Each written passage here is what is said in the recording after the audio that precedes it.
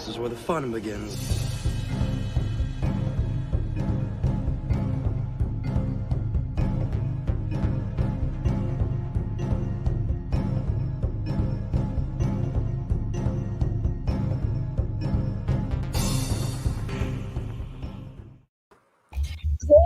Good morning from California here. And again, it's coffee chat. And good morning, Stig. How are you doing? I'm doing quite well. Just sending threats to the players in the Dungeons and Dragons chat on Twitter. Oh like boy, I usually do. I have something to look forward to. Yes, I actually named you in one of them, I think. Oh. Yes. Oh, yeah. Okay. Well, then I will check that here pretty soon. Equality. Equality. Yes, that's all what we were talking about lately in this world, this society. Equality. We want that. So everybody has equal rights and getting harassed by Stig. Yep. Yes. And so what are you enjoying today? What is your beverage you're enjoying? Coca-Cola. Okay. His signature? Yeah, I'm a traditionalist. It's unhealthy as heck, though. It is. I really should stop. But yeah. Well, I have cut down quite a bit. Yeah. That's good, though. I mean, even just like having it like in moderations is better for you than, drinking it like 3 times a day. So there you go. So, yeah. And then so I have people trickling in right now. We had a small break and we are back. And Miss Martin Muses, hello, her handshake or her hand wave with the rose. Good morning to you. And then we have Dad Man Walking 55. And I keep wanting to say Dead Man, but it's Dad Man. Yeah. Finally looks like I will make one of these lives again. Awesome. Thank you so much. He's a zombie. He's an undad. He's the undad, huh? Yeah. The undad. And then we have Miss Martin Muses here. Hello. I have tiramisu flavored coffee. Awesome. I don't even know what that is, but it sounds like a sin. You don't know what tiramisu is? No. And I know for sure you're not supposed to put it in the coffee. Tiramisu is an Italian dessert. Yeah, she put in an Italian dessert in her coffee. You could do flavored where you're not actually putting the actual dessert in the coffee, but there's flavoring that makes it taste like the actual dessert. And tiramisu. When Teresa gets fat from this, I'm gonna laugh and say, "I told you so." I don't. Every extra pound is a sin. Okay, so tiramisu, there's the little pastries called lady fingers. They're dipped into espresso coffee. And then it's, so that's part of the dessert. So that makes sense. All right. No. You're like, no. And then terminus, hello. Hail everyone. And then hail chat. And Kek, how are you doing? Howdy. Good morning to you guys. And you guys are all dropping in. So share with me what you're enjoying this fine morning. Well, it's morning on my end. And again, I'm just sipping just regular coffee with a little bit of sugar and a little bit of cream. So just plain coffee with a little bit of sugar and cream for me today. And then let's see, Orange Hat Reviews. Hello, how are you doing? Didn't even get the notification, but it was on the main page. Weird. Yeah, I don't know, Yahoo. Geez, I was just sending emails before we started. YouTube is kind of strange on that, but I didn't pre-schedule for it to be tweeted out like I usually do. So I barely scheduled it, or I barely tweeted out just not too long ago that we're going live. Iced tea straight. Awesome. Me, I like you. So iced tea, that's one thing I drink without really any flavoring, without any sweetener or anything. I love it just straight up iced tea. So that's me. And then my kid dropped the E from dead when giving my Fortnite name. Oh, that's pretty cool. That's brilliant. Nice little thing there. And then Magnano Alex, I'm currently going through the Fallen Empire expansion on Sator. Oh, awesome. You're enjoying that game? I hear a lot of good things about that one too. Cavatinho Che, happy graduation, OG. Hello there, Stig, and welcome to the best chatting community. Yes. Thank you guys for everyone here. Orange Hat reviews. Well, this nuked Orange Hat in drinking coffee with hazelnut creamer. Well, if you drink that, you deserve to be nuked. Yes, Laura is right. Yes, about the tiramisu. Yeah, you have to try. Okay, so tiramisu is, and I love that dessert. It's so good, but it has espresso in it, coffee espresso. So it's really, really good. I think that's what I want today, but I don't know. All right, and I have a super chat here. Thank you, Abu Nas, at $5, and he's also a channel member, and so is Teresa. And then I'm going to put that down in my banners. You still have time to become a member of my channel and for a chance to win a copy of the, what do you call it? The Heart of the Jedi novel. So I do have one that I can give away. And so we have until the end of the month. So we still have a few more a few more live streams on my channel to go through in order to, have a chance to win. So becoming a member of the channel, your name will be put into a drawing, and I'll do one of those little I'll do a live chat on picking the person. We'll do the little spin where it lands on the name kind of deal, the little wheel and stuff, and we'll go from there. So that will be announced. All right. Oh, and I didn't even read it. I got far off track here. And thanks for putting me on blast, but I got it. I got the message, and we'll follow protocol. I still love me some EU rip off Rogue One, though.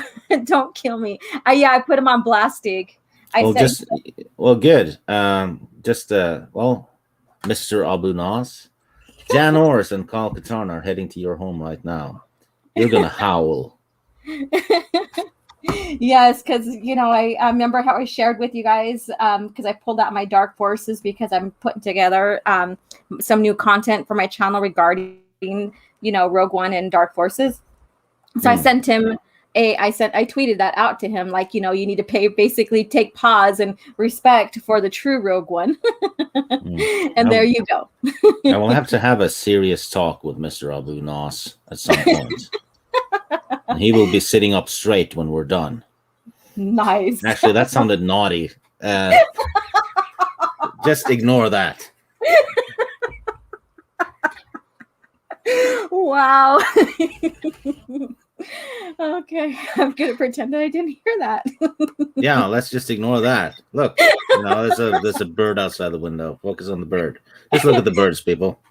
Just look at the birds. Just drink your coffee. Drink your drink, and let's just get on with the Star Wars chat, right? Mm-hmm.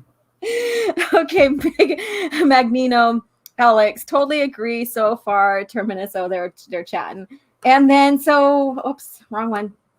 All right, yeah. So Orange Hat, now your name will be going into for the drawing, and thank you so much for supporting the channel as well. This all goes back to bringing more content to my channel, so thank you so much. All right. I thought I'd done everything on YouTube so far, but turns out I hadn't harassed a black man sexually. And there you go. Yeah, that was like the last thing I could tick off. There you go. Yeah. Well, you've lived a nice life now. You're able to check off another thing. Thankfully, Abu Nas is taking it like a sport, so it's all good. Yes, he is. He's like, last night I laughed my ass off. I believe it, Stig. Oh, that's hilarious. And Miss Martin muses, oh my. Oh, we can't go on with it without having some kind of like eyebrow raising kind of talk, right? All right, let's see here. So Stig, do you have any like special news announcements? I know we're talking about comics before we get into the comic. Well, the fourth Old Republic Omnibus is out in July, I think. Which has I think it's the comics that ties into the online game. SWTOR. So there's an omnibus of that coming out in July, and there's a 40th anniversary Empire Strikes Back novel hardcover coming out. I think it's actually out. But I think that's it. I did the anniversary hardcover for A New Hope, and it was awesome. It wasn't even that expensive. I think it was £12, I guess $15 or something. And the Empire Strikes Back one looks to be the same format, so I will be buying it. Okay. All right. There you go, you guys. So if you want to collect the, get the anniversary editions of hardcovers and stuff of the OT novels, like especially The Empire Strikes Back, is that the right one? It's out now, or it should be out.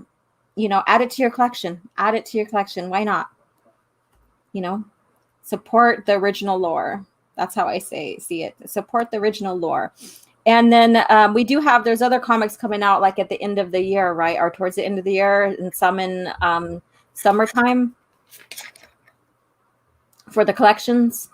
Yeah, there's volume 5 of the old original Marvel comics is out in, I think, August.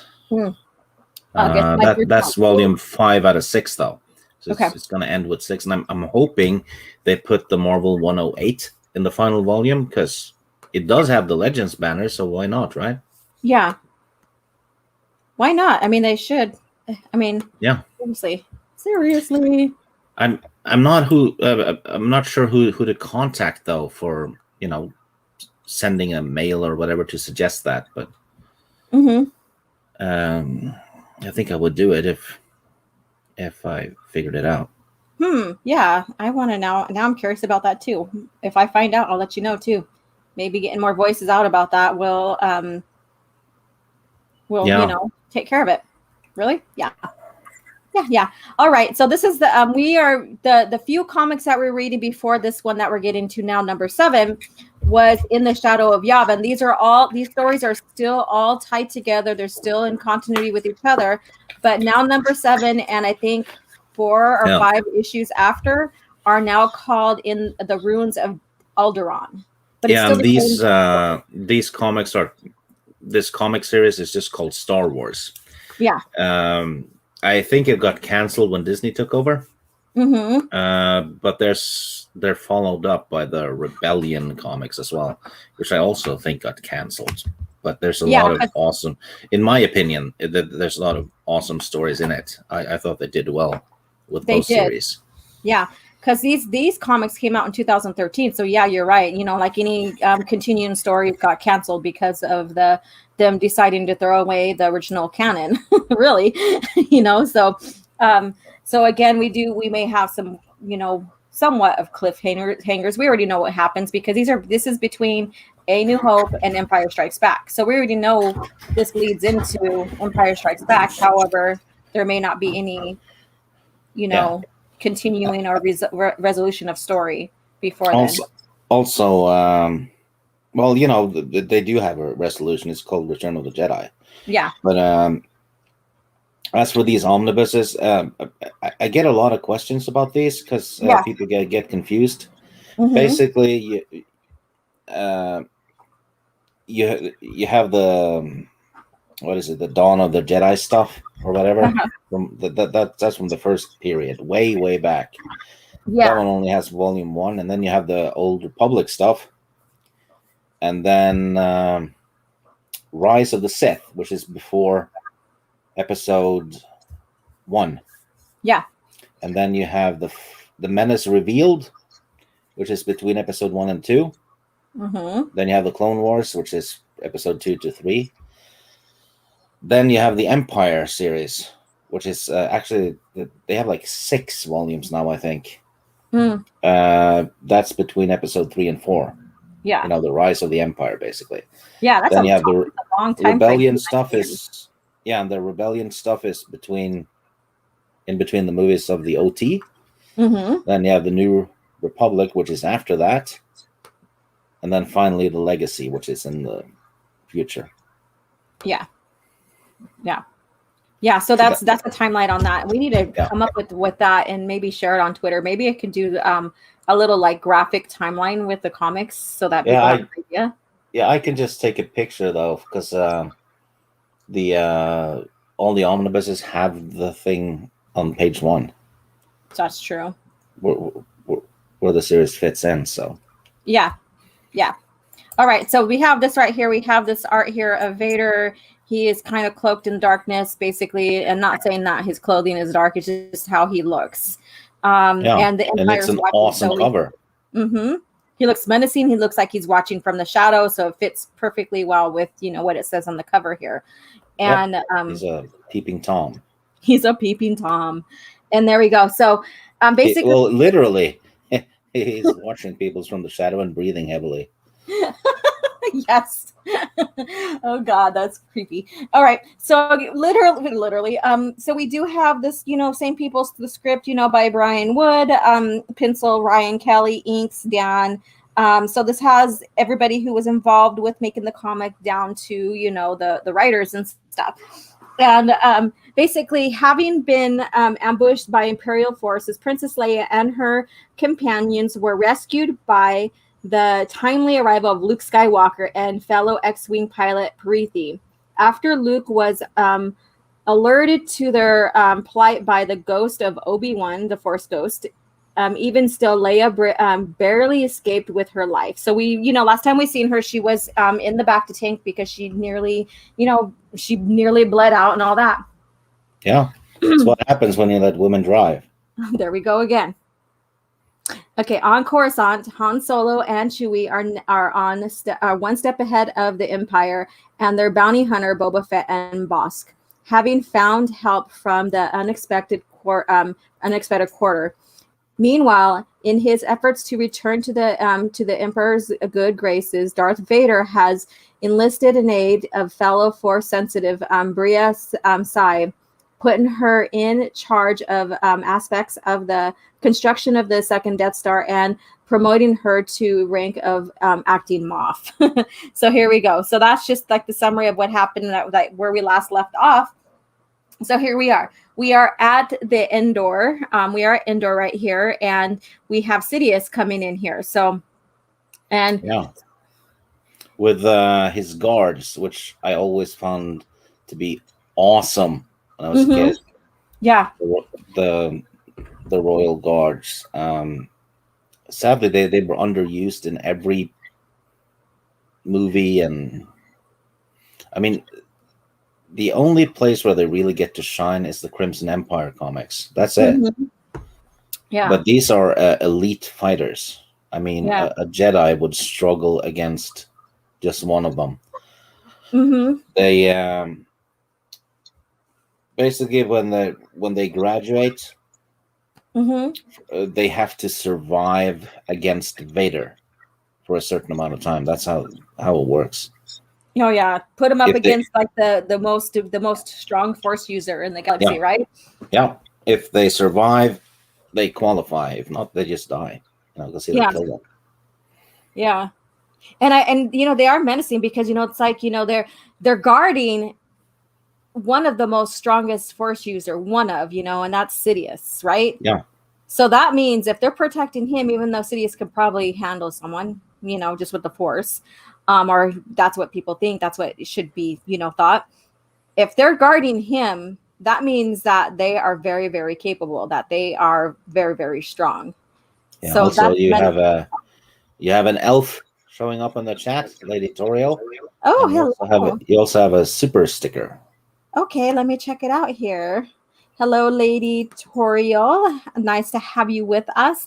Stig is getting people to spend money again. Laugh out. And she's like laughing. I seen that. Teresa's like, Stig, she's hashtagged you about having you buy, spend money.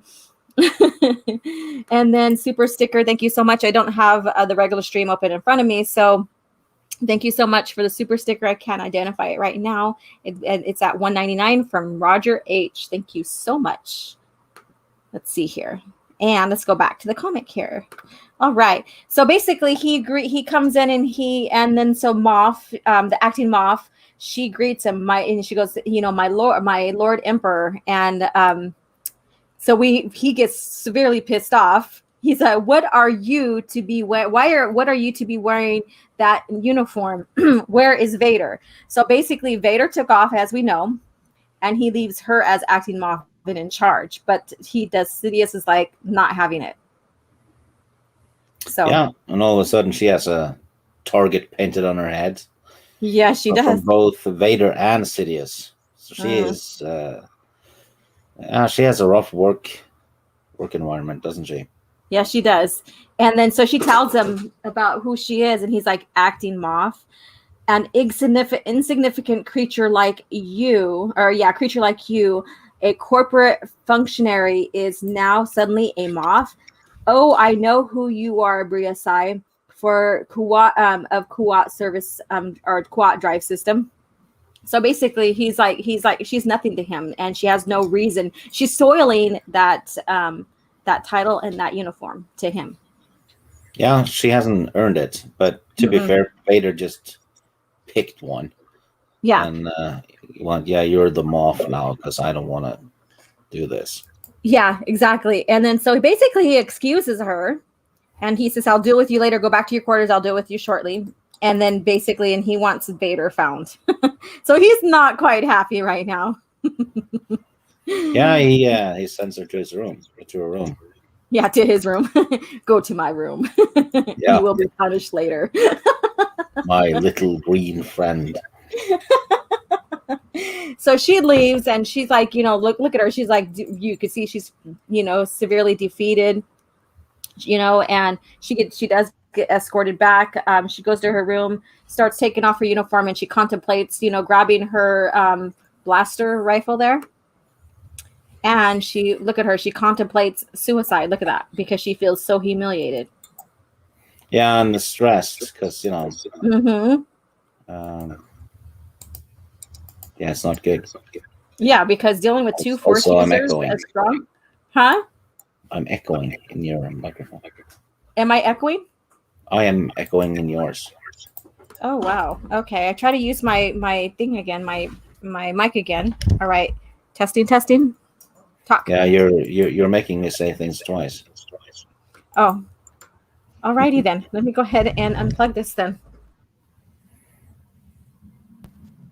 All right, I'm back to using the regular computer. I guess I need to solve that one there. So I'm okay now? I think so. All right. Nope. No? There's still an echo. Well then. A little bit. It's better though. Okay. All right. This is fun. We will make do. Oh, goodness gracious. All right. So we're having echo base, I guess, right? Even the echo base. All right. So let's go back to the comic. If it gets worse, let me know. I may have to bounce and come back in, which is fine. And you can entertain the chat. Well, if I have to do that. All right. So basically, Vader, basically, calls out to her in the Force. And, he tells her to put down that weapon. And she's like, Lord Vader. And then basically he's like, I am close. I am close. The force within you is strong, just as I suspected. Pay no heed to the Emperor. So basically, he's telling her, don't worry about the Emperor. So I'd be like scared to death with that, though, because you're having these two opposing forces right now that are very evil. Yeah, it's basically just don't worry about it. He's actually quite nice. There we go. We do see a little bit of like compassion, I guess you could say, with Vader in some sense, in a way, because there's still underlying Anakin in there. You know what I'm saying? If that makes sense. But yeah, a little bit. Freaking evil, just a little bit. But he uses it to his own advantage. That's the only thing. He uses it to his own means. Yeah. Which is an evil thing. So he basically tells her, "You're still used to me, Bira. Bira, is it Bira? Bria or Bira? Bria. Okay. And he basically tells her, I will protect you. And so she's like, thank you. But I would be friggin' scared to death, really, having to be in that kind of situation where you have you have the underling of Sidious telling you, don't worry about my master. Yeah.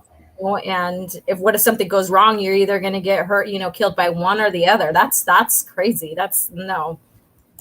Yeah, I could see she's in this, her distress is basically, validated, because that's a crazy situation to be in. All right. And both of them have built a reputation for being quite ruthless. So Exactly. Exactly. So now we are on Tatooine, and this right here is just it goes into Luke not being able to resolve, his feelings about what happened to his aunt and uncle, and but also there's stuff that goes deeper here. So Luke and Leia land on the homestead with their X-wings here, and she goes, Luke, you okay? I couldn't find you. And he basically he basically tells her how he feels. I thought I'd feel something coming back here, but I don't feel any connection to this place anymore. So why does that make me feel worse? He's moved on, but the thing is that he's recognizing that that in a way he was being selfish by wanting to run and leave his aunt and uncle instead of being there in the presence and working with them, basically. So he's going through a lot of emotions of losing them and about how he was acting during that time. So there's a lot of regret and remorse emotions going on with him. So, and she tells him, it feels worse, Luke, because you lost something you'll never be able to get back, not just a home or family, but your youth, your entire way of life, and you don't have any control over that. And basically, go ahead. She should know, because it's the same thing happened to her.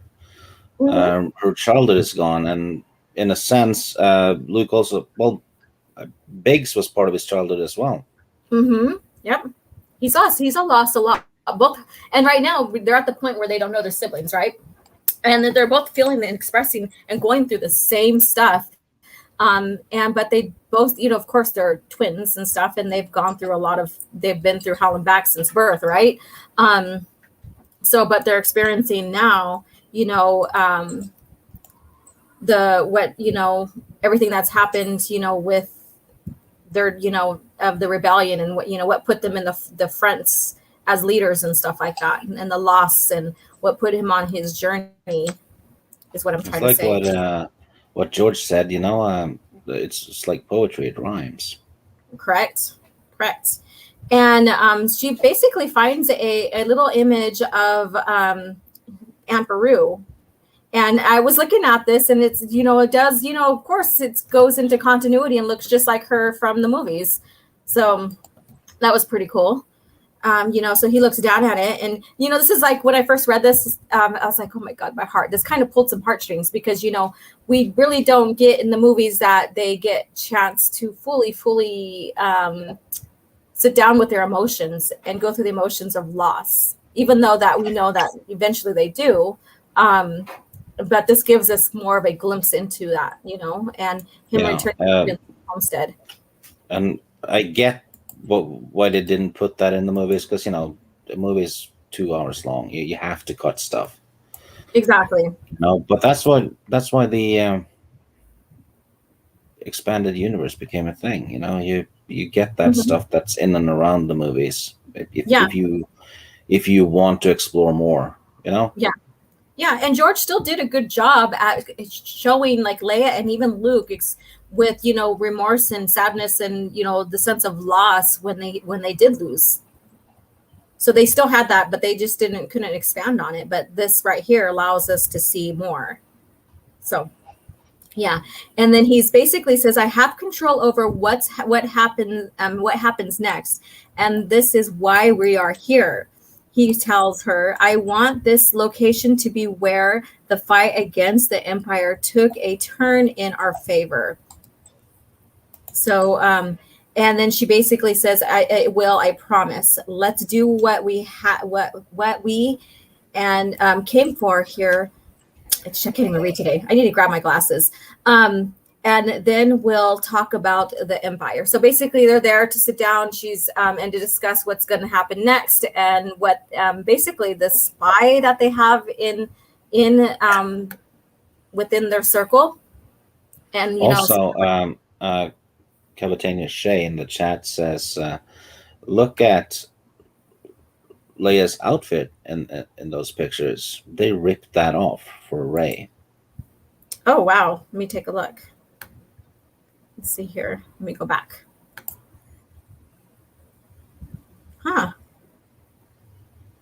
Because I know they dressed her in court in accordance to being on Tatooine and it being, you know, like the farmer, the farm. But it looks like looks a hell of a lot like Rey. It could be incidental though, but given how much stuff we've already found that they ripped off from the comics, I just wouldn't be surprised. Yeah, exactly. Just like what Filoni does, he just takes a look at the person and says, I want to use him, and without even, you know, further studying what that person or that species or that whatever it is, or even the plot is about, and using it. We're seeing that, like, even today, I even shared something that was shared with me about Rebels using something from the from one of the old Jedi books, the Jedi Path or something like that. That's basically back in like 3000 BBY when the Jedi know about the Sith. And then they had Ahsoka really talking or reading this a Sith script like she knows about it, even though they didn't even study the Sith during the PT era, let alone, you know, or in that timeline, let alone even reading, you know, their ancient texts. So that was weird. So again, he doesn't research. He doesn't do his research. Yeah, the ancient texts that the Jedi didn't even have most of. Exactly. So why would Ahsoka studied that as a teenager while fighting the Clone Wars? Exactly. And then also, you know, being able to translate it and study it, even though she doesn't have a linguistic in that area, like, you know, someone to teach her. So yeah, because they needed 3PO to translate that stuff in the sequel trilogy. Correct. Yes, they did. Yeah, but Ahsoka knows it, but yeah, nobody else. Yeah, no one else. No one. Yeah. And she's totally not a Mary Sue.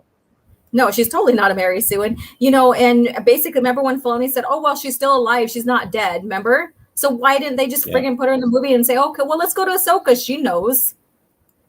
Yeah.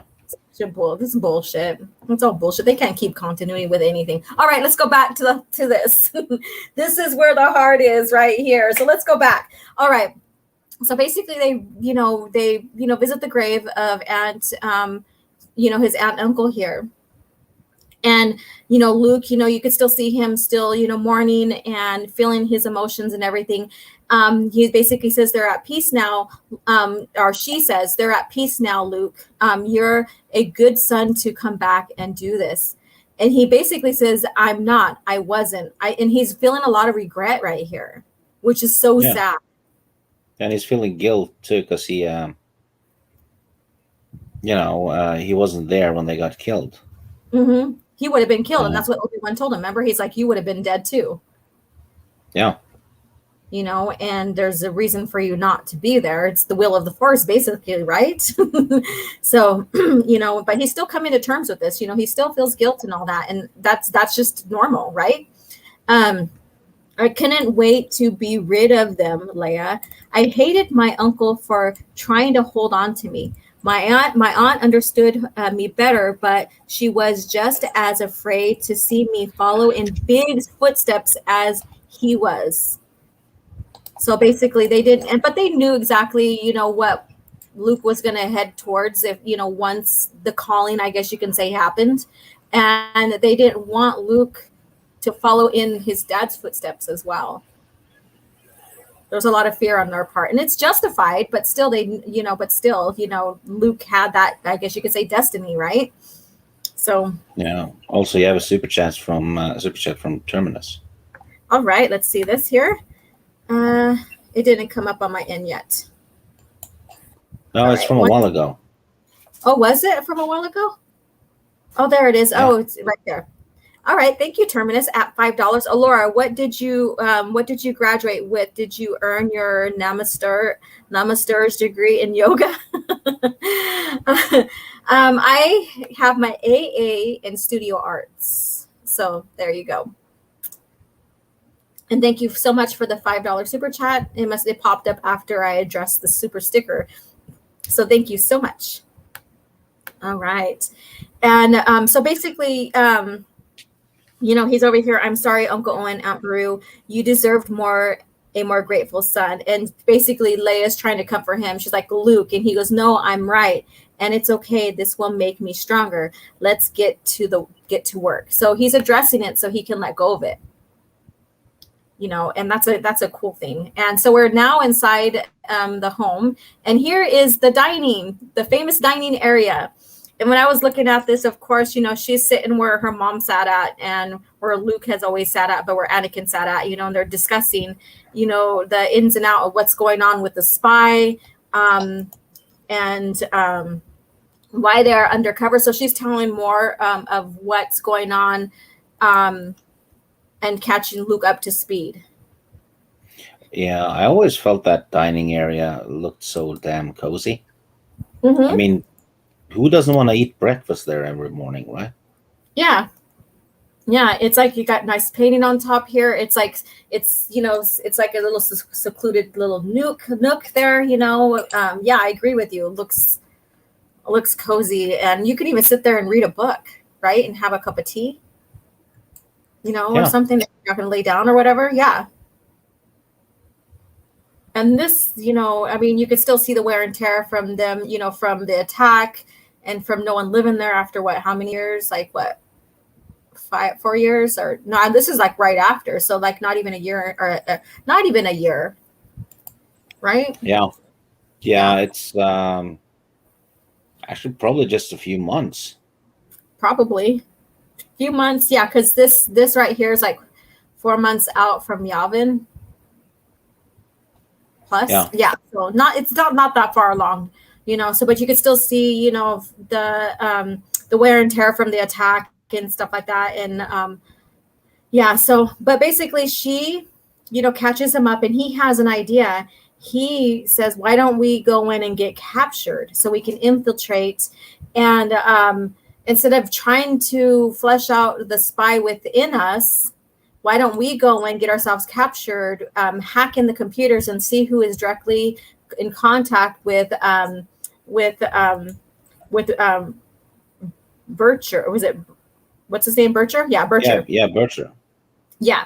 And she's like, what? Wait a minute. And he's like, yeah, have me and Wedge go in. Let us go in undercover and get caught, and they'll take us in as prisoners. We'll basically hack the computers, find out who who's he's in direct contact with, and then we'll get out by, what did he say? How did he say that they're gonna get? It's not right here, but basically they're gonna hop on a ship and leave. Basically, I forget which ship that he said he wanted to fly. So basically she says, you want us to rescue you? He goes, that's the best part. I always wanted to take a spin in the Interceptor. So basically they're gonna hop in the Interceptor. Yeah. Yeah, in sci-fi stories and stuff, especially 80s stuff, and all that, I guess every sci-fi TV show as well, there's always an episode where they have to get inside somewhere and hack the mainframe. Yeah. Ever notice that? Yes. Here we go. Yes. We'll go in. The mainframe. It's the hack the mainframe episode. Yes, exactly. And she's like basically telling her, look at her expression. Are you serious? You're serious? So she's looking at Luke like he's lost his mind, and he's like serious. He's dead serious. Look at him. And then he loves to fly. And so he's like, I would like to take a spin in the Interceptor. So we'll just hop in one of those. No. True pilot here. But this also goes into like Luke's advancing talents with, computers and tech and all that stuff that he basically inherited from his father. He has repair skills. Yeah, he does. Okay. He's basically a mechanic. He's a skilled mechanic. Yeah. Yeah, but he basically addresses what they want to do. So they want to, go in there and bug their communication system and all this other stuff to find out who exactly is in contact with Bircher. So that's pretty neat how they go in somewhere where no one will suspect them being at all, and that's the homestead. So I think that was brilliant in a sense. So. Yeah, and to be fair, at this point they don't know for sure, because all they know is that they tracked the droids to a homestead. Yeah. And they killed the people who lived there and didn't find the droids. That's Yeah. So there's no connection just yet. And so basically she says, Luke, they'll execute you. You are the pilot that killed the Death Star. And he's all, Leia, no one knows that. No one knows who I am. I am completely anonymous to the Empire. I can do this. So as of right now, other than Vader knowing about Skywalker, he's basically is a nobody right now in the universe, because they, to a lot of people right now. But once they find out, boom, there's that, he has a huge bounty and stuff, and a huge, wanted by the Empire thing going on. So this he's being cocky. Mm-hmm. Yeah, true. Yeah. Mm-hmm. Yeah. And so now we're on Coruscant. So I love this with Han Solo and the lady they ripped off for Dr. Aphra. Yeah, there we go. The real the authentic, I guess you could say Aphra, but no, wouldn't be the case. But yeah, I get it. So the underworld, they are in the underworld garbage barge, and it's a long thing of numbers. And that's how they're planning on escaping, right? So they're leaving in the barge. So she's basically, this is what she does. She takes, waste from the underworld, all the waste from Coruscant. She's like one of the workers.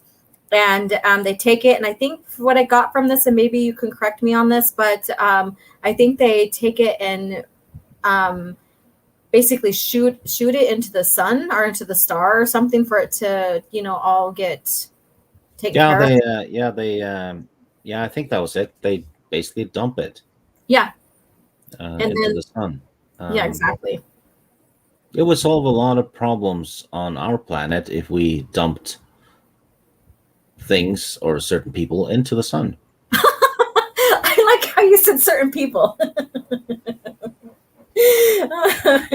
You have a life sentence. You're being dumped into the sun. Yeah. Or not life sentence, but yeah. Oh my God, I love that. That's funny. And so they still have their banter going back and forth, and she's basically as smart-witted as Solo is, and he's like, just like, who are you, basically? And but she tells him exactly what they're doing. She's describing basically that they are going through security, that they are on autopilot. They go through security. Once they're out of atmosphere, then they'll be able to navigate out without being detected and stuff like that. So, she's basically telling him what's going on. And, and she also mocks the Falcon. She calls it trash. Yeah, well, it is in the trash. Yeah, it is in the trash, but she keeps, putting salt into his wounds or mocking him about the Falcon. And, also, this is a bad picture of Chewie, isn't it? Oh, yes. It looks like Bigfoot in this one, the face. Yeah, we have Bigfoot Chewie Wookiee here. And, so Chewie is laughing at their banter, and he's all, laugh it up, Chewie, just be ready when the time comes. So, he's always ready for when something happens, right? We already know that. And so basically, she's speaking of which, we're coming to range of the first defense. So basically, there's certain places that they get checked and stuff like that from what I got. And the Golan suborbital stations, designed less to keep people out than to rain down death from above to anyone acting up on the surface. So basically, she tells Han, if he leaves at this point, they'll friggin' shoot them down from, and they don't know who he is, or he's, wanted threat and what have you, they'll shoot them down. Also, it's well, in quotation mark, a good way to keep the public in order. Yeah. If there's demonstrations or all kinds of uprisings, they'll just nuke you from above. Mm-hmm. Yep. So Palpatine has Coruscant on lockdown. Basically, he's keeping everybody in line there. And so.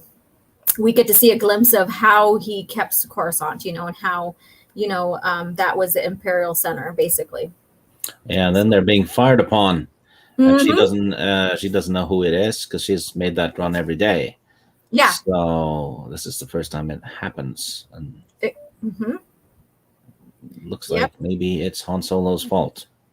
Yeah, most likely Han Solo's fault, because he does have a huge bounty on, and it is basically Bosk and Boba. Yeah. So they're trying to get the bounty now. They're off, and Bosk basically wants him dead. Boba wants him alive. And Bosk's ship looks quite a bit like the moldy crow that Kal Katarn flies. Okay. Yeah. I have to take a look. I didn't recognize that, so I have to take a look at that. It's similar design. Okay. Or rather, Jan Ors flies it, and Kal Katarn sits next to her because she's the pilot and driver, and she's like the Kyle's limo driver. Kyle's limo driver. Yeah, she's just she drives him from planet to planet and just opens the door for him and pats his shoulder and says, "Now go be awesome." Yeah, go be awesome. And she's like the Asian dude. She's like, that's funny. Like it's like Kato from the Clouseau movies. Yeah. Oh my God! But that's Dark Forces is such a fun story. It is. Oh yeah, awesome story. Yes, it is. All right. Did you hear that, Abu Nas? Yes, Abu Nas. If you're listening in right now, Dark Forces. Yeah, don't go with the knockoff crap. Go with what's authentic, and that's Dark Forces. There you go. Just saying. Just saying. You don't want no knockoff of Jan Ors. You don't want no knockoff of Kyle Katarn, and possibly, several, because that, what's his name? You know what? He should support Dark Forces because he's on the Dark Council. There you go. Really? Tell him, Abu. I mean, not Abu, Stig. Yeah. Tell him. All right. So we are back at the Imperial Command ship. So we have Colonel Bircher. And we do have now Wedge and Luke going to get captured. Flying what seems to be a cybernetic dildo. I did not think about that. Oh my God, Steve. Now you can't unsee it. No, I can't. Well, they've penetrated the Imperial defenses and are now in their midst. Oh my God. Oh shit. Oh my God. I'm going to take a look at the chat for that one. Yeah. And they're going to insert themselves into Bircher's ship. Miss Martin News is no. I don't know if she responded to you or not. They're using the thrusters, of course. Demogenai, what's up? Wow, that's a real burn. And then Dadman Walking. The question that has bugged me since childhood is that you have a person named Luke Skywalker living out in the open, and neither Vader nor anyone in the Empire found out until Death Star destroyed. Well, that's because Tatooine was in the Outer Rim. The Imperials had no presence on Tatooine because there was nothing to gain from being there. Yeah. So Tatooine was left alone and was mostly controlled by the Hutts. And Luke was pretty much in a small area on that planet growing up. Yeah. So, and Vader thought his family died. Yeah. So there was no reason to look for her. Yeah, and he had, actively avoided the planet too. Yeah. Because of lots of pain, emotional pain. Yeah. And Lady Toriel, really, oh my mind. Looks to be an explosive ending. She adds to this. Yeah. They're probing the Imperials. So. Okay, let's go back to that. So so they do, and then they have Preeti right here. So she does she's attached to their ship underneath it. And they've attached it underneath Preeti, who seems to enjoy it. And she's in for the ride. She sure is. And she does what Han does in Empire Strikes Back, is attaching her ship to the ship where they can't be detected. So she goes from one to the other to be on standby.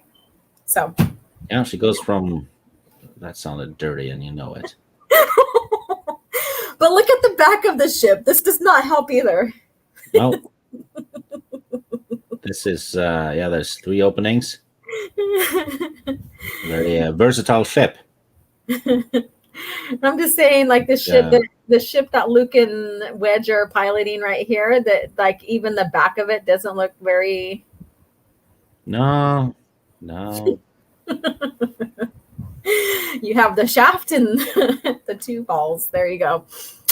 All right, let's move on. That's why my channel is not is rated for 18 and above, basically. Yeah, this is why the channel is sinking fast now.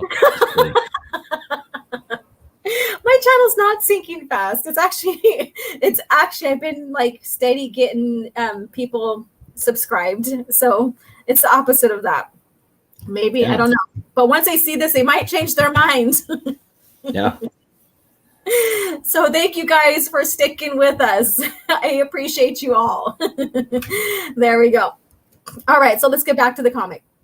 So basically they say we have the shuttle, and they're basically asking, well, who's on there and stuff. And they were saying, well, it looks like they have rebel sympathizers.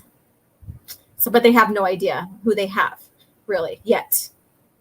So, and then also we do have Barasai coming in to check in, and now and she's actually just a lieutenant. Yeah. And yet she got to be acting Moff. Mm-hmm. Yep. Exactly. And look at her line though. She was hitting on him. Who's that? It's an honor to be serving under you, sir. Oh my God. She's not hitting on him. Just dropping hints. She's dropping hints? Is that how you would have took it? Yep. Like she has something for me. Yeah, if a woman says that, that means she wants to sleep with you. Really, Stig? Yes. Every man in the chat can confirm this. Okay, man, in the chat, let's find out. And we're like straying far from the topic. If a woman says she wants to serve under you, that's what she means. Mm-hmm. Yes, I have 60 subscribers until 2,000. Yes, and so my channel kind of went, slowed down for school, but now we're picking up. So once we have the 2K, then I will probably have a fun EU stream, and of course I'll have Stig here if he wants to, join in, and we'll plan something fun. So there we go. And hit the like button for OG moments. Yes. So those guys in the chat, tune in. If a woman says that line to you, is that a pickup line or a hint? What have you? Of course it is. It's straight from a Bond movie. It's straight from a Bond movie, huh? Yeah. All right. So and he'll be going, yeah, I think I'll have more than one serving then. Or something. Okay. All right. So they're back at home one. We're back at home one. And we see Leia getting ready and stuff. So I'm going to go ahead and get through all the little yellow subtext here. What's going on? This is the third night in a row Princess Leia Organa has lost to nightmares. The worst kind. The ones that leave you terrified and sobbing. The ones that will return the instant you fall back asleep. So she's having her nightmares. She's got a lot of worries going on in her mind. She doesn't know she's force sensitive. I'm just going to put this out there that maybe she's like having some kind of dreams, maybe similar to what Anakin had, but not as strong, I guess you can say. Yeah, or it could be regular nightmares too. Yeah, from stress and all that, and the loss of her world and stuff. Because she almost died. Yeah. And then, that too, her near death, losing her planet, all of this stuff, trying to find a home world or a home, home base, basically. And the first 2 nights she suffered through the terrors, but not tonight. Her friends out there in harm's way. Enemies somewhere within the home fleet. Her own communications compromised. Leia, a young woman with the weight of the war on her shoulders, feels the walls closing in. Who is to trust? And then she calls for C-3PO. So basically, she's having all the stress. So basically what we're talking about, she's having all the stress, and she wants to make sure that her friends and the Rebel Alliance and all that is not compromised. You know, they don't want them to fall under the Empire. So basically, she calls C-3PO and she tells him that she's going to leave, and that from this point on, everything that she's doing, she wants erased from the computers. She wants her leaving the home one to be erased, her departure, all of that, even the conversation between the two erased, because she wants to go undercover. Basically, she is taking it in her own volition to go find a home base for them. So she sets out. I gotta take a bit. Oh, you got a text? Yes, I did. Ding. Yeah. And so basically he's like, where are you going, Your Highness? And so she's telling him basically what I just said, is that she's getting ready to go find a home base. She's taken a lot of this in her, you know, a lot of responsibilities and stuff. And he even tells her, well, it's not in my protocol to do what you want me to do. And she's like, it's well in your protocol. You know the mission. You need to go ahead and erase everything that's happening right now so that no one knows. Which, like, you know, which is, you know, we already have the setup from the last comics. Like, you know, what she does cannot be relayed back to Mon Mothma because of the fact that they do have spies within their organization. Yeah, I think these comics also do a great job showcasing the stress and duress, I guess, that the rebels are under. Yeah, true. It is. You know, because look at her. We have Leia here. We have Mon Mothma, you know, from the past ones that we reviewed on her. You know, we've seen her in contemplation, worry, and all that. So, yeah. Yeah, very good. And the art is really great, too. I love Leia's look here, you know. And oh, yeah. The artwork's top notch. Mm-hmm. Yep. Unlike what we're getting today, what it looks like, every comic looks like something out of a Cartoon Network. You know, that all of them have like the same generic style now. Have you noticed that? Yeah, they do. There's no like everybody's copying each other or copying whatever, and there's it's like they have one style, and all the franchises use it now. Mm-hmm. Like the same artist, right? Yeah, showing no curves or skin or anything. It's just completely sanitized. It has no, I don't know. It's like it's designed to be as bland as it can possibly be. That's a shame. It is, because when you go to read a comic, you go for the artwork too, right? Yes. You go for the story, you go for the artwork, because sometimes the story is told in the scene rather than script, right? I mean, really bad artwork just puts people off. Even though the story is fantastic, you just don't. I don't know. It's a bit like that with movies as well, because a lot of movies that have flopped or gone straight to DVD have a tremendously cool concept, right? But there was no backing behind it, so the special effects are really lacking and all that, you know?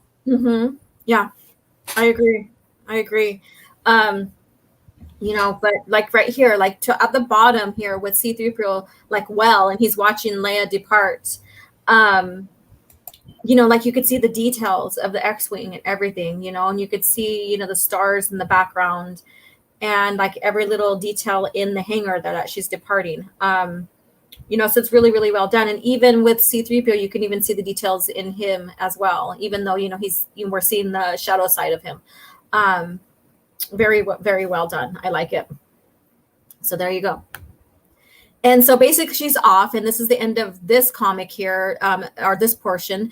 And without much of a second thought, she leaves the fleet behind, free of everything but her one overriding mission, to find safe harbor for her friends. Yeah, and it shows Leia's incredible dedication. Mm-hmm. And I think between her and Luke, she's probably the most stubborn one. Yeah. And she has way more determination. Yeah. Yep. And, the thing, too, is that, people still argue today that there was no female protagonist in Star Wars or female main lead. This is your female main lead in Star Wars, even with the movies. Even Mon Mothma, Mm-hmm. she's not the lead, but she's certainly incredibly competent. Mm-hmm. Yep. And she was one of the only ones that actually stood up to Palpatine in public and criticized him to his face. Yeah. Yep. Which put her on his his list of who to watch, basically. Oh yeah, she ended up being on the list. Yes, I think she's probably one of the top ones. Yep. Probably the top one at the time of the PT era, going into the dark times. Yeah. And Bail Organa he couldn't sacrifice that because he took Leia, so he had to be like a subordinate basically to Palpatine just to keep Leia protected, even though he's a Mothma. Yeah, he was being more neutral outward, but yeah. But when you get into the time frame of dark forces and the Death Star's plans being stolen and stuff, of course, Bail Organa was one of them that got captured along with Mon Mothma and stuff like that. But that's where we were getting closer to, the OT and stuff and all of that. So very good stories. You guys need to pick up on all the stories leading up into the OT. Very good. So, all right. So let me go ahead and take a look at the chat. And here we go. We have the smoking Vader. Yes. Vader having lit a Paltrow candle. Oh. Be glad he has a gas mask. Yeah. Oh my God. Right. All right. Kevin Tino, will there be a special costume for 2K? I don't know. I haven't thought about that. I always thought about doing Jan Orr's cosplay. I want to do Jan Orr's too, but not that way. Wow, we know who you have, like one of the ladies you have a thing for in Star Wars. I'm not picky. You're not picky, huh? All of them look great, though. Seriously. Yeah. Look at the Star Wars ladies. They look fantastic. All of them. Yeah, and look at Leia too. Yeah. Yeah. So, all right, Lady Toriel. Really women have women have curves just the way it is not a potato sack. Yeah. So yeah, she's not wearing a potato sack, not like how they did. And I felt so sorry for Kelly Marie Tran and how they created her character and basically put her in a potato sack and everything. And she's a beautiful woman. Yeah, and she's also a very good actress. I mean, in episode 8, I mean, Mark Hamill was awesome in it. Even though he was playing Jake, his acting was great. Yeah, but I think if there was a second best one, it would probably be Kelly Marie Tran. Yeah, because there was absolutely nothing wrong with her acting. It was just she did good acting for a really poorly written character. Correct. And see, look, we can say, hey, there are some good things about it, and we're not just tearing it apart because we totally hate it. We do recognize, we may not like it at all, but we do recognize the efforts, of the actors and actresses and stuff, and pay homage or credit where credit's due, right? Yeah, episode 8 was really well filmed. Yeah, it's like George Lucas said, it's a good looking movie. Yeah, it's just not written well. No, it's not. You have to have all factors, really. You have to. Orange Chat Reviews basically says, the delegation of the 2000 were all put on the watch list. Yeah, all those who, who had that petition before the fall of the Empire to, have Palpatine back down, blah, blah, blah, basically were put on that watch list. But Mon Mothma was the main one up there.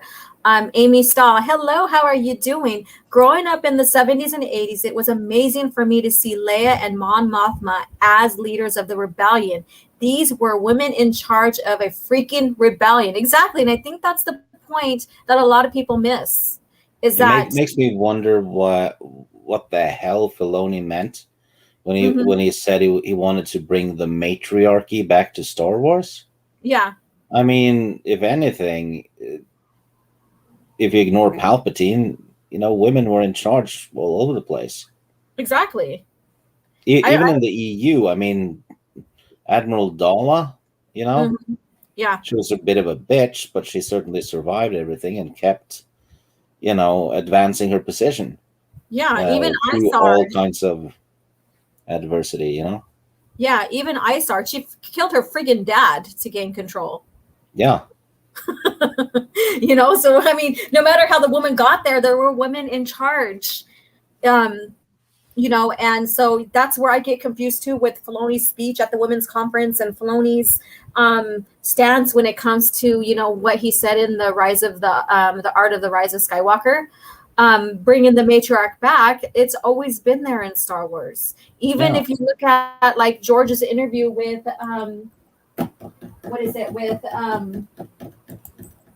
what's his name? I forget the name, but basically in that interview, he basically talks about Leia being in charge. Yeah, and you have that speech that's on YouTube with Filoni talking to that crowd of women. I think it was feminists. Yeah, and he was talking about how guys are upset that we got 2 movies now with a female lead, and like. Those same people he claimed were upset by that were the ones who wanted the Jaina Solo trilogy and the Darth Zana duology. That's 5 books with a female lead. So, like Raging Rhino says, the narrative is fucked. Yeah, I don't know. It's nuts. And people will still argue that today on Twitter. And it's like, okay, I'm going to gatekeep then. You don't know Star Wars. I don't think you can qualify as a fan if you don't get the what George was setting up in the OT leading up into the PT. Yeah. Well, to be fair though, I get why a lot of Star Wars fans don't know who Janawars is or Admiral Dalla or whatever, because not everyone read the EU. But all that stuff they keep arguing though is stuff that was common knowledge for 40 years. Yeah, exactly. And Soul Assassin says, if I was watching the Filoni speech, I would call him out about Karen Travis.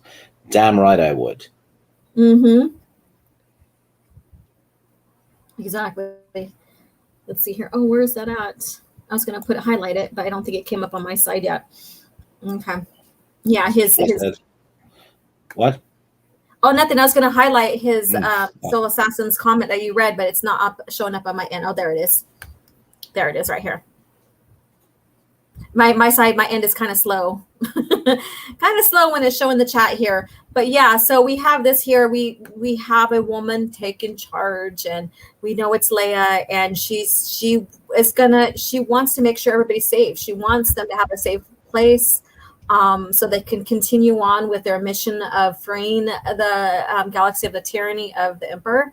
And so she's taken it in her own, stride, to help out and stuff. And that's what a true leader is, right? They don't just sit back and, boss people around. They also take action themselves.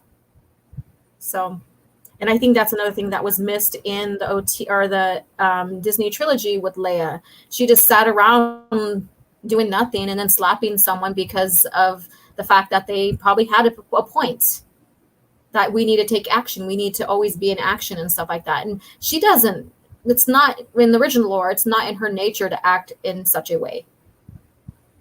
So that was really off for me. All right. So let's get into the comic here. So again, we have Vader here. I kind of giggled at this one. It's like, what the hell? Is he malfunctioning or something? Does he need a new suit? But here we go. So we have Luke and Wedge here. And Wedge, oh my God, he is like one of my absolute favorite pilots, an awesome pilot, just like Han, but I think I like him more than Han as a pilot. Me too, because Wedge is more like the classic flying ace that you'd read about and even see in old movies. Like the Biggles books. Mm-hmm. Like World War One flying ace. Yeah, he's like the Biggles of Star Wars. Okay, I get it. Yeah, and so but like I said, I was saying too, he in the new Jedi Order, when they made, or no, when in Legacy of the Force, I think, or when they made the Ganner Squadron for a mission, and it was him and Corran's decision to name the squadron Ganner after Ganner Rysode. It was all Force users, but the only non-Force user in the squadron was Wedge. And that shares how top of a notch of a pilot he is, if he can hold his own with Force using pilots. So I mean, that just speaks volumes of what a great pilot he is. And so I really, really love him. He's a great character. When you get more into his character arc in the EU, he's a phenomenal character. All right, so after her earlier efforts to find a safe home base for the rebellion, I think this is the same little script that I read earlier. Yes, it is. So we're continuing on here. And the Star Destroyer Devastator. So here we are. We do have Parithi, attached to the bottom of it. As you can see, her stealth right there. They cannot detect it. She's attached to the bottom, so they have no idea she's there.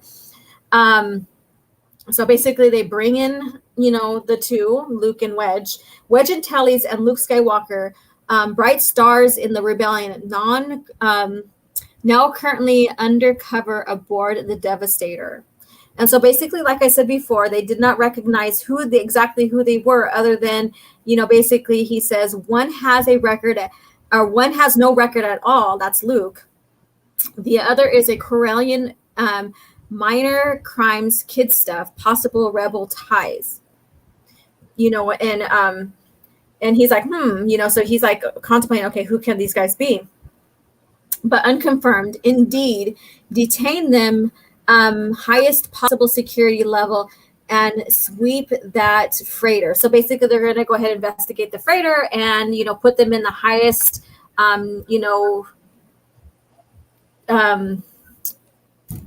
detention cell possible, because, they're suspecting them. So, and then now we're back at Coruscant, the Coruscant Imperial Center. And so basically Han tells Chewie to get her out of there. And, of course, they're being attacked, and she's like upset now at Han because he's wanted and he has bounties, and these bounties hunters now located them, and her work ship is getting shot at.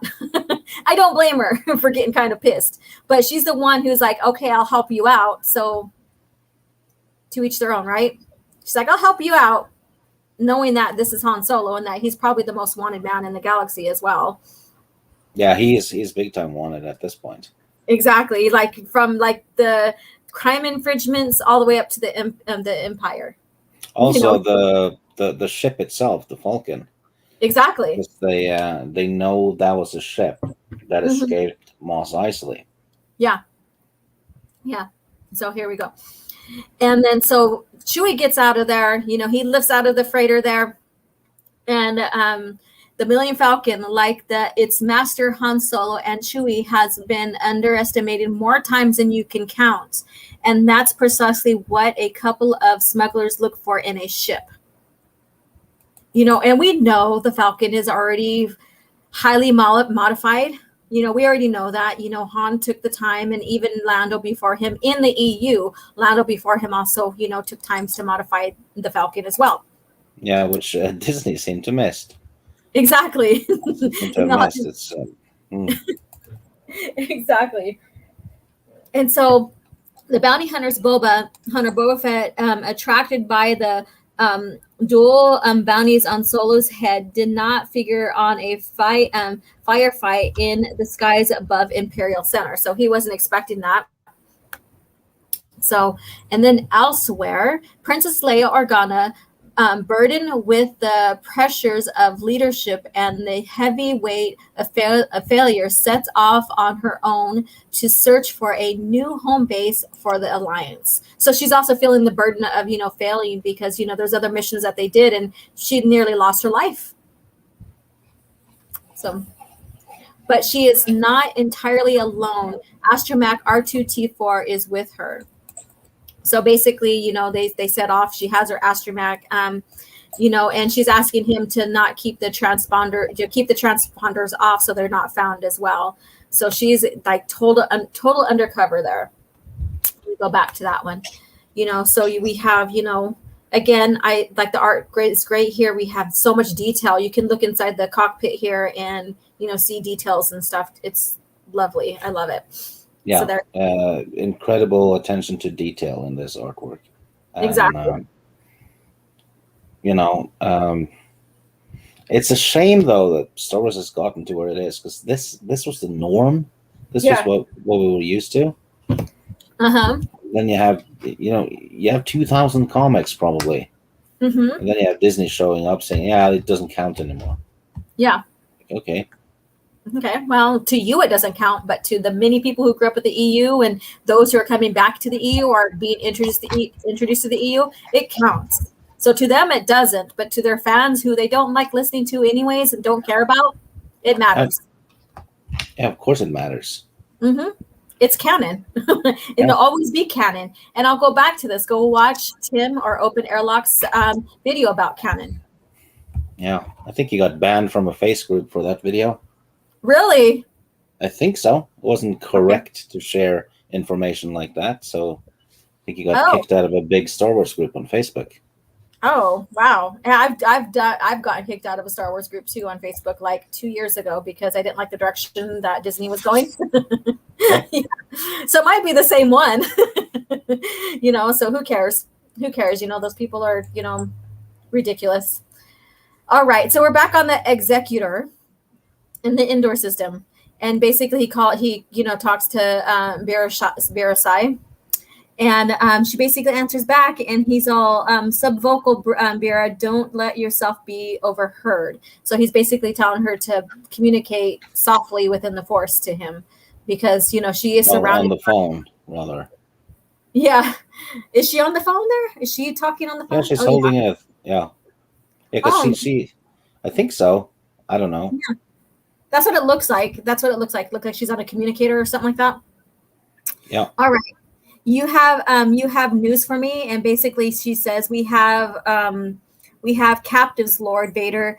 Colonel Bircher has detained 2 couriers accused of being collaborators. So basically she's telling them that they have we know who they are, Wedge and Luke, when they're trying to get down to who they are. And they don't realize that they have 2 main people of the Rebel Alliance, in as captives, so they have no idea. And so we have, Luke and Wedge kind of, being shuffled around, and all that. And, they tell them they're trying to talk and all this, and they're telling them be quiet, rebel scum, the normal, banter. And it's not as cringy as we've seen with Poe talking to Kylo. Should you talk? No, let's you talk. No, should I talk? Kind of deal. Oh my God. Okay. And so basically, I told you I'm not a political guy.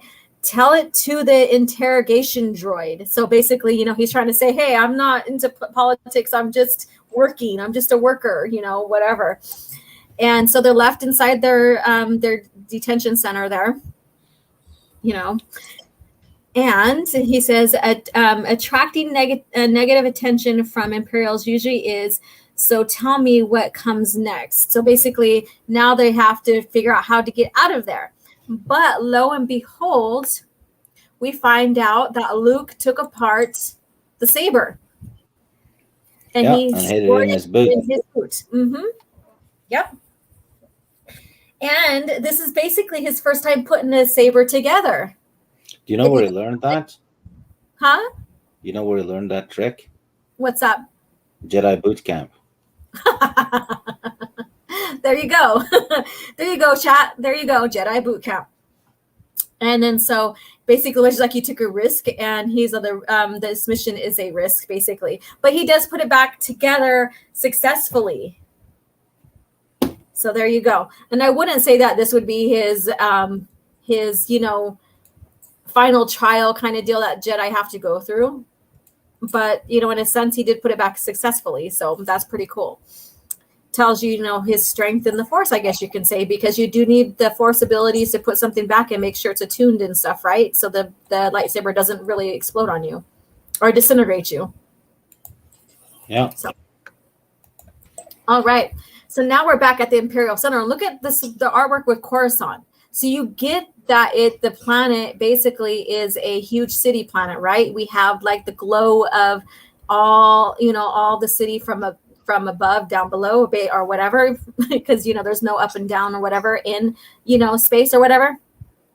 But we have Chewie breaking free from the garbage heap here, basically the garbage transporter, and she's piloting here, and we have Boba basically still attacking, and Han is holding on here, but Han doesn't like not to be in the driver's seat, so you could really see him. They're Chewie is flying the Falcon. Yeah, I know. Han and the others are in the. Mm-hmm. I think it's called the bulk freighter. There we go, the bulk freighter. Yeah, but I know where they're at and stuff. But he's holding on right here, and I know he doesn't like not being in the pilot seat. So this is really awkward for Han. Really, if you think about it. Yeah, I'd be nervous too if a woman was driving a truck and I was on it. Oh my God. Well, I won't be driving you around. Nope. I'll be making you walk. Yep. Goodness gracious. Seriously, right. Look at that picture. Don't tell me that's not Dr. Aphra. Yeah. Very good point. They just modified that lady and, changed her up a bit. And, yeah, let's make a brand new character. Mm-hmm. Yeah. There you go. Now people are not going to be able to unsee that. Yeah. I can't unsee it. You're like, I can't.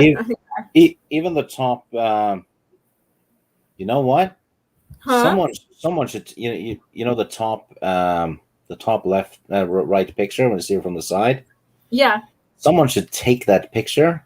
Mm-hmm. And tag someone that were, Lucas from Story Group or something, and just say, yeah, I really love this new Dr. Aphra comic, and see what they say. Yeah, maybe I'll do that. Because if they go like, yeah, I'm glad you like it, blah, blah, blah, they're going to expose themselves. Oh my God. Maybe we'll have someone do that. So basically she questions who these people are, and he's like, well, I got a bounty on me, blah, blah, blah, blah. So we have this little banter. They're still being attacked, all of that. So so there we go. And now we're back at the Devastator. And so they're planning their escape. And basically hears them, and he's like, huh? And basically, Luke ignites the lightsaber, going back to the Phantom Menace where we see, the lightsaber cutting through the door. Luke cuts through the door. Yeah. So there you go. And basically they have their meet the stormtrooper on the other side. And basically they're asking him, he's KL443, what's going on? Do you need assistance? And he's like, negative, I. And basically Luke, slices him down. It looks like through the waist there. Yeah. He wastes no time. Oh, 8 out of 10. There we go. Waste no time. So there we go. And so now they're free, and now they have to be. Yeah, he gave him a little waistline. There we go. There we go. All right. And so now they're like, should we answer him? And like Luke's like, no, because it's hard to like simulate the voice back on there or whatever. So now they know that they are, now being noticed by because, you know, he never answered back. And so they have to now be smart or, you know, be eventful. So they free all the other prisoners. Yep. So there we go. And there's a Twi'lek, there's a Sullustan. Can't see the ones in the background. I think there's a Rodian. Yeah, Rodian, Sullustan, Twi'lek, and something else. Yeah. Notice that all the prisoners are species and not necessarily humans. Yeah, exactly. Notice that? Wow. And this goes back to another one that video that Tim did, and that's, you know, talking about the Emperor being xenophobic. Yeah. So there you go. Exactly. Tim, Open Airlock Policy, did a really good video on that. I suggest everyone watch it. Actually, everyone go watch his channel because it's awesome. Yeah. He's good. He's doing some really significant content. So go to subscribe and check it out. And I am on, I'm on his EU live talk when he has it. So it's fun. I love it. All right. So the Imperial Center, again, I love how they, show how bright Coruscant. And I think Coruscant means like gem or something like that. I think so. Yeah, I forgot what language it is or whatever, but it goes back to some kind of like really shiny, sparkly gem kind of deal. So I thought that was very interesting with the name concept or something similar to that Coruscant name or whatever. So we have Coruscant. They're still above Coruscant here. And, they're being, attacked here. You could see like the barge basically has a lot of damage and garbage floating around now. And so basically, finally, Han's like, I need to pilot here. And she's like, what are you doing? Just getting some altitude. So he takes control. Yeah, he's about to barge into something. Yes, he is. And so they try to scurry away and all that. And then I've locked on the Gollum's firing a torpedo spread. So that now they're being attacked here by the station because of what's going on. And she basically questions him. And she's like, why do I always go for the pilots? Because we always keep you guessing. Hold on. So we have some kind of a snarky little remark from Han, like always classical Han, right? And so basically those torpedoes get shot towards them, and Han basically maneuvers them, so that the torpedoes hit within the garbage being released. And guess who's inside that garbage heap right there near it? And it's Boba Fett. It's Slave One. But I think he gets away. So all the garbage basically so he's right behind it. He maneuvers away. All the torpedoes. Would you say Boba Fett took a trashing? Probably, yeah. There you go. Took a trashing. There you go. And so he gets away, and Han laughs basically, and she's like, I'm going to be sick. So there you go. So, we know Han too is a Corellian pilot. We know Corellians are magnificent pilots. They're very gifted pilots. So he was able, and Han's a quick thinker as well. So he's able to think quick so the torpedoes don't hit them. So that was clever of him for what he did. And there we go. So now Chewie is down in Coruscant and he's being pursued by Bosk. So here we go. Yeah. If you look at Bosk's ship, it looks like the Moldy Crow upside down. Okay. I'm like, I have to take a look at them. Yeah, I can find a link for you. Okay. All right. I'd love to see that. So again, we have him in pursuit of the Falcon, and Chewie is, trying to evade him. There we go. So, and then Bosk does have like scalps or heads of other people hanging up in there. So, in his cockpit there. So, kind of eerie there. I put the link in the chat. Okay, let's take a look before we head. We're almost done with this, so I'm going to go ahead and share that real quick, and then we'll finish that, and then you can see what's going on in the chats. All right, let's go ahead and do this. All right. Oh, it's kind of dark on my end. There we go. All right. So I'm going to share this. I'm going to enlarge it and share. Yeah, I know you. I didn't say anything. Your laugh indicates otherwise. You were thinking. So there we go. Okay. Yeah, you're right. Look at that. Yeah. This is my favorite ship in Star Wars. Is it? Mm-hmm. Oh, okay. Share why before we move on. Because Kyle Katarn and Jan Horse. Oh, okay. That's fair enough. Like it's because of those two. Yeah. And every time when I played the Dark Forces game and stuff, at the end of every mission, you'd see that ship pick you up. So I was like, yes, finally I made it. Oh, okay. Yeah. Something to look forward to when I play. Which is, that's why I like Jan Horse. Ah, that's why you like Jan Horse too. She reminds me of progress. Okay, awesome. She's a welcoming sight, right? Yes. Sight for sore eyes. Sight for sore eyes. There you go. All right, so we see Leia. She does go to the Alderaan system, and she is piloting through the remains of Alderaan.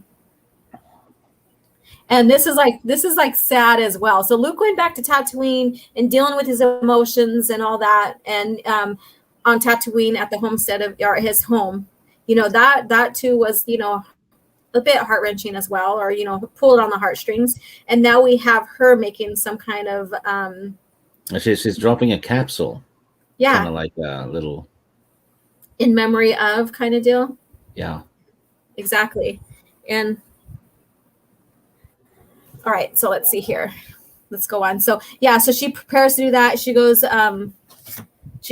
thank you. I'm going to send a data packet, hard code into a capsule that ejected for me. So basically she's sending, it's a survivor's thing. She's sending in memory homage to her planet and stuff. Yeah, she's it's like an urn, really. You're dropping off the ashes, kind of. Yeah. Exactly. And for the collection memory of those we lost, and we who continue with them in our hearts. And so she's having her moment, she's having her time, she's paying her respect. Yeah, and then they're picking up a signal from what seems to be a ship. Yeah, a Venator class. And if you're well versed into the lore, you know exactly what a Venator class, where that comes from, right? So the person from the Venator class basically says, unidentified X-wing snuff fighter. This is Audacity. So the Venator class ship is code is Audacity. Please identify yourself. Are you friend or of Alderaan or foe? And she's like, what? The Venator class is basically the old Clone Wars destroyers, right? Exactly. It says it right here. The Audacity, that ship's from the time of the Clone Wars. T4 as many scans as you can on it. I'm really bad at remembering ship classes and stuff. Yeah. That's fine. I got one right. Yeah, you did. Woo! All right. Round of applause for Stig. Yeah. Yay. All right. Yay. And so basically she's communicating with them, and she's in suspect or whatever, and he basically tells her, I am an old man alone with his thoughts. I mean, no harm. I too am here to remember. Do you need assistance with anything? And so they're communicating whatever. And so basically he says as much as that he's an Alderaanian too, and she contemplates on going on board. And she's like, basically, no one knows I'm here. What am I doing? But she still goes aboard. Yeah. So, and she's a bit at risk because nobody knows that she is there. Exactly. So if she gets lost or something, then nobody's gonna find her. Exactly. And even her droid T4 is like weebling behind her, like, what the hell are you doing? Yeah. And she's like, and you can see it in her face too, like, should I or shouldn't I? Should I or shouldn't I? Yeah, but she does. Yeah, and the droid is like, you're crazy, and she's like, or not, and he goes, R2. Good one, Stig. Good one. All right, so let's go on. And here we go. So we're back at Imperial Center. And now, where are we now at? They've crash landed, I believe. They're still above Coruscant. Yeah, they're on their way down. Yeah, they're descending down, but not in the way that they need to be, right? So you could still see like the skyline of Coruscant, and all that. This is kind of classic Han Solo trouble too. It's a lot like Indiana Jones, where he constantly gets into a little more trouble as he goes along. It just escalates. Mm-hmm. Yep, exactly. It just keeps going, and I think that's another thing. And I've only watched review of Solo, the Star Wars movie, but I think that's something that they missed with him in a sense was the classic Han Solo, like trouble. Yeah. They had a stupid scene though where Chewie ripped the arms up, both arms out of a guy. That's not how it works, because as soon as one arm gets ripped off, right, he will just be pulling the guy to one side with the other one. Yeah, exactly. He'd be dragging what's left of the body by the other arm. Yeah, it's just weird. He just yanked both arms out of his sockets at the same time. Yeah.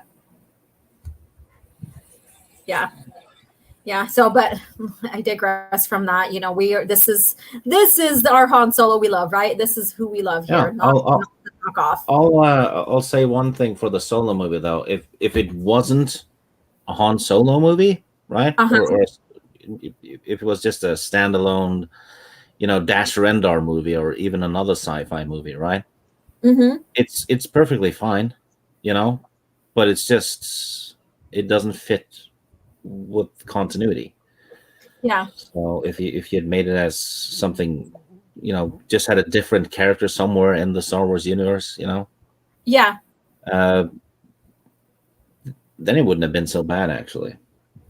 Yeah, I agree. And, that's a thing. And I've debated this on Twitter about, we know Solo success was also paid to how bad people perceived how bad The Last Jedi was, right?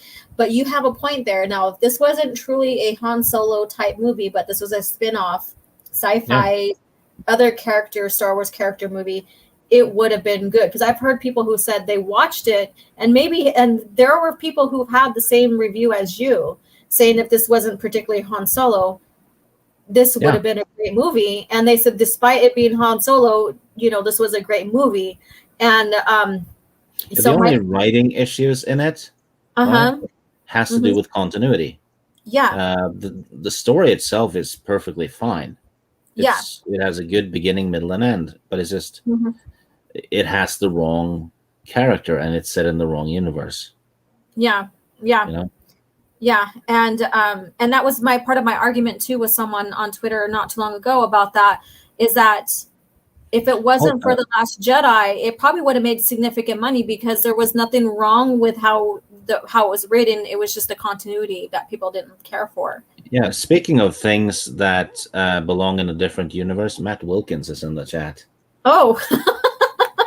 Oh my goodness. That was a perfect open here.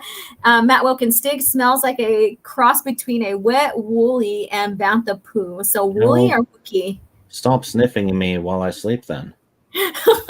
Why are you guys sleeping together? That's what I want to know. I don't know. I thought all the doors were locked, but he keeps getting in.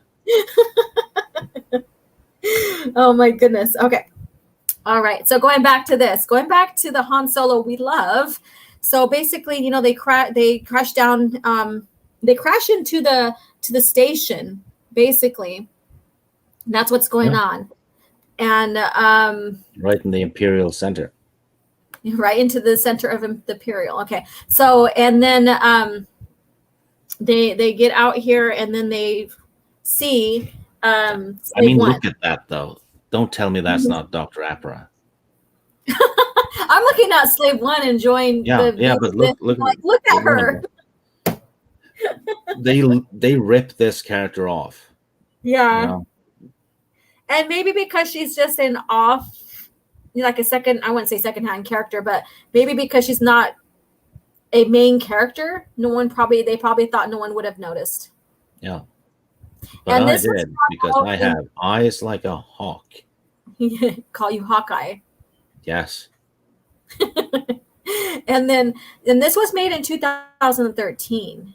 You know, so this was something that they went ahead and still published after, like, during the buyout, I guess you could say.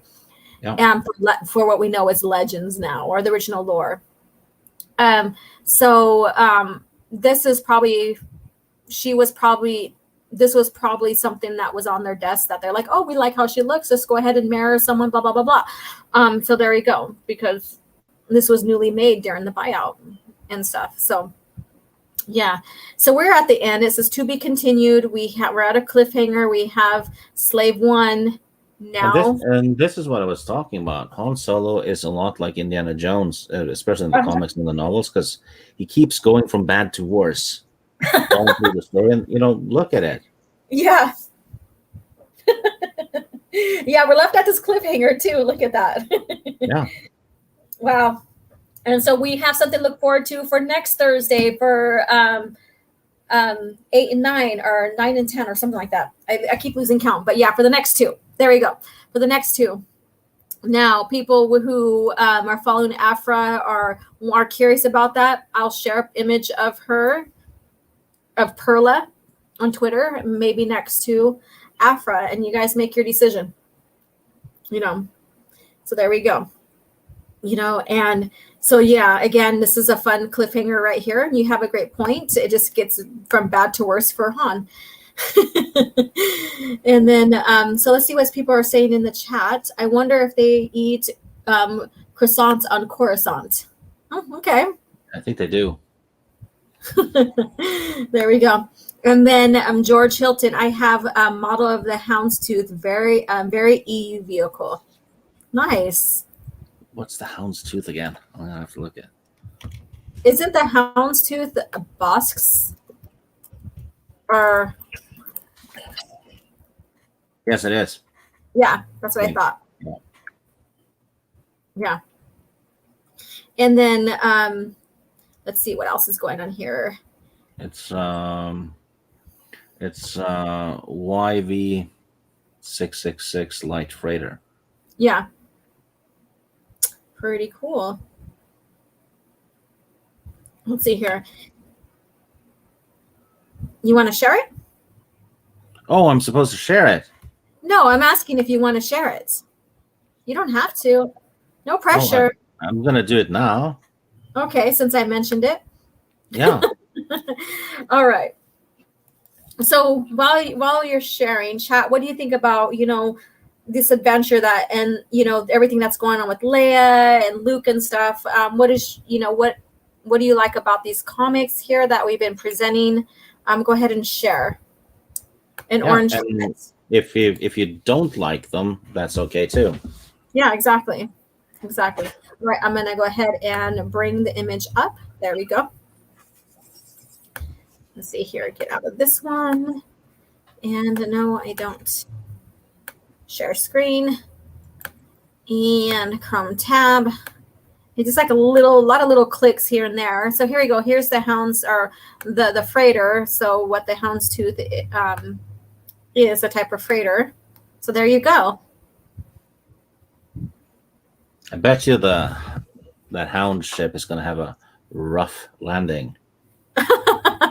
Maybe, who knows? A rough landing, huh? Yes.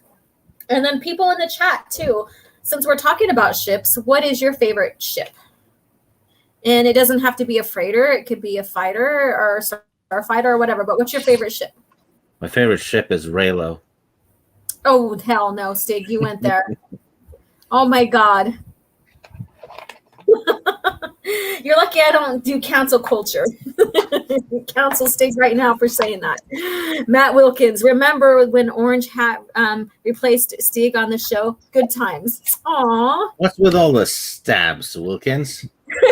I wished you a happy birthday the other day. I take it back. He's like, I don't want you to have any more happy birthdays. I get to see Matt Wilkins like giggling in the background while he's typing and stuff and listening. Yeah, he had to go with some Paltrow candles too. I'm actually worried about Paltrow candles, to be honest. Genuinely worried because I have to go to the post office later, and there's like a package from the U.S. And And someone threatened him with Paltrow candles. Yeah, for half a year. Matt Wilkins, my roommate named his car after the houndstooth. Awesome. And then Eben Hawk. I like Soul Assassin. Here we go. Eben Hawk. And Slick basically said, I like Boba Fett ship, so Slave 1. And Matt Wilkins, so you did stick? Thanks. Yeah. Sent me an invite to his channel too, but I pretended not to see it. And oh no. Yeah, I watched Jaws 4 instead.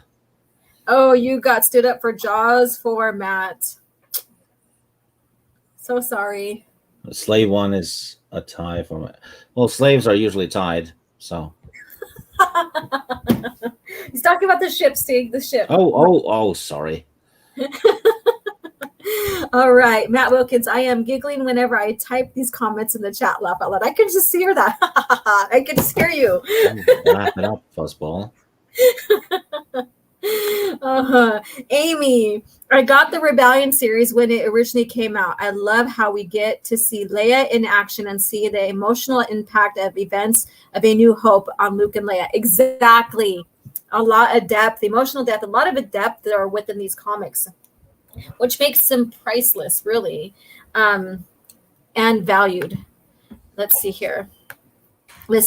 Package from the U.S. It's a trap.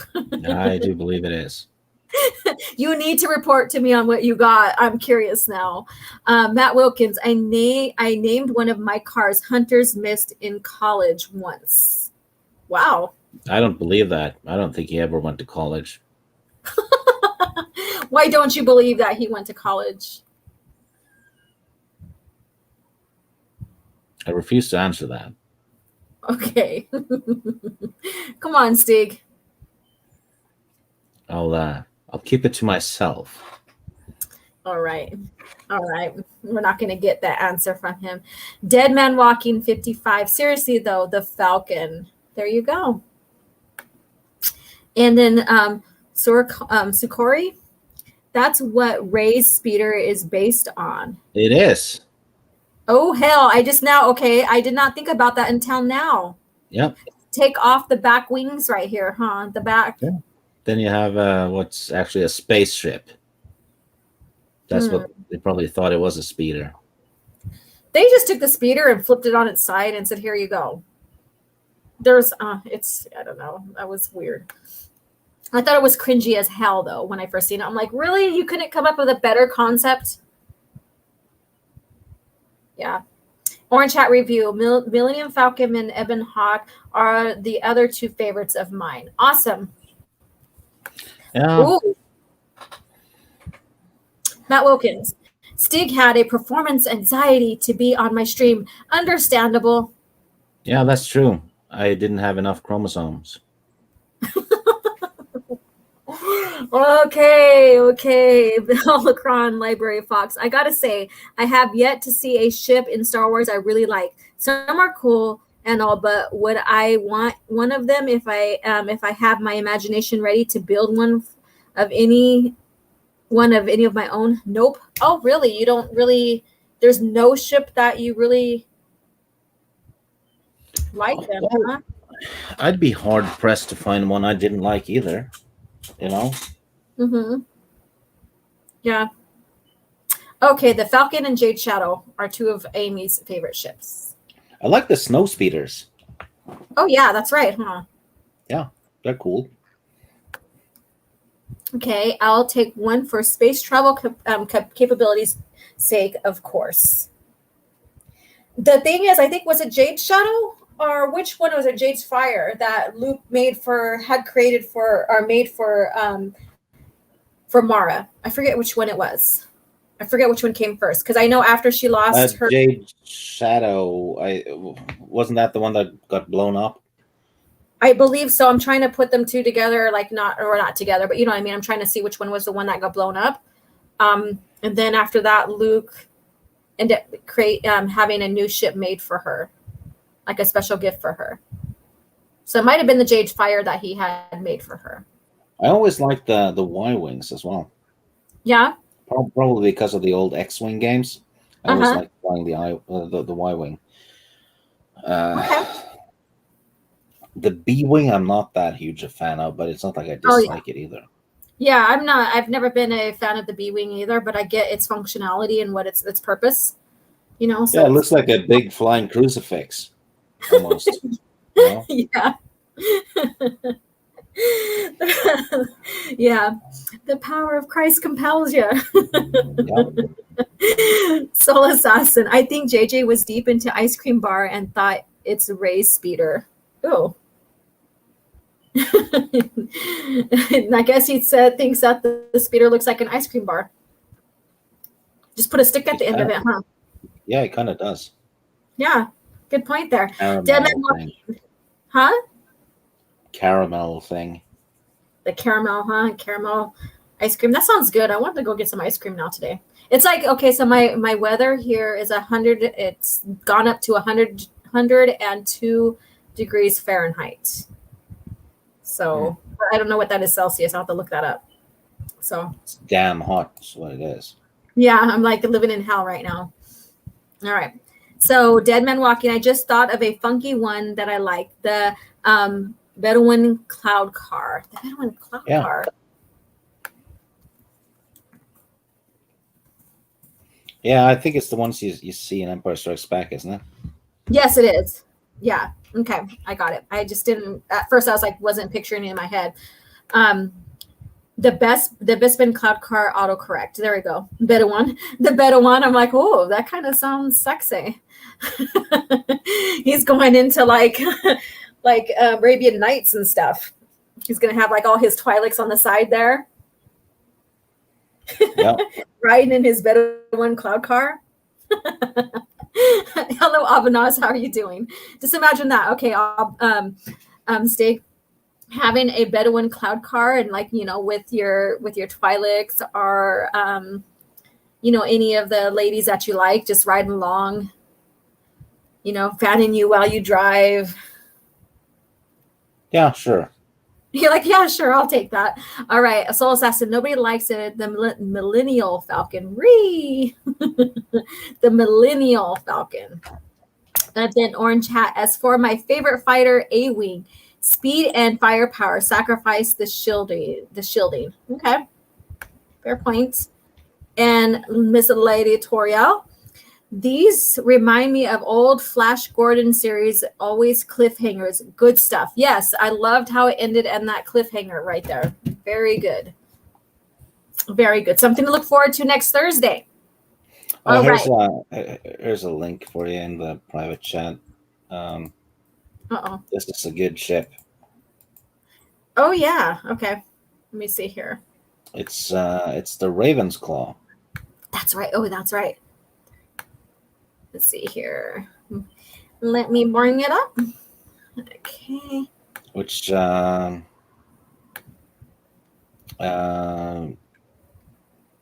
the replacement for the Moldy Crow because that one crashed.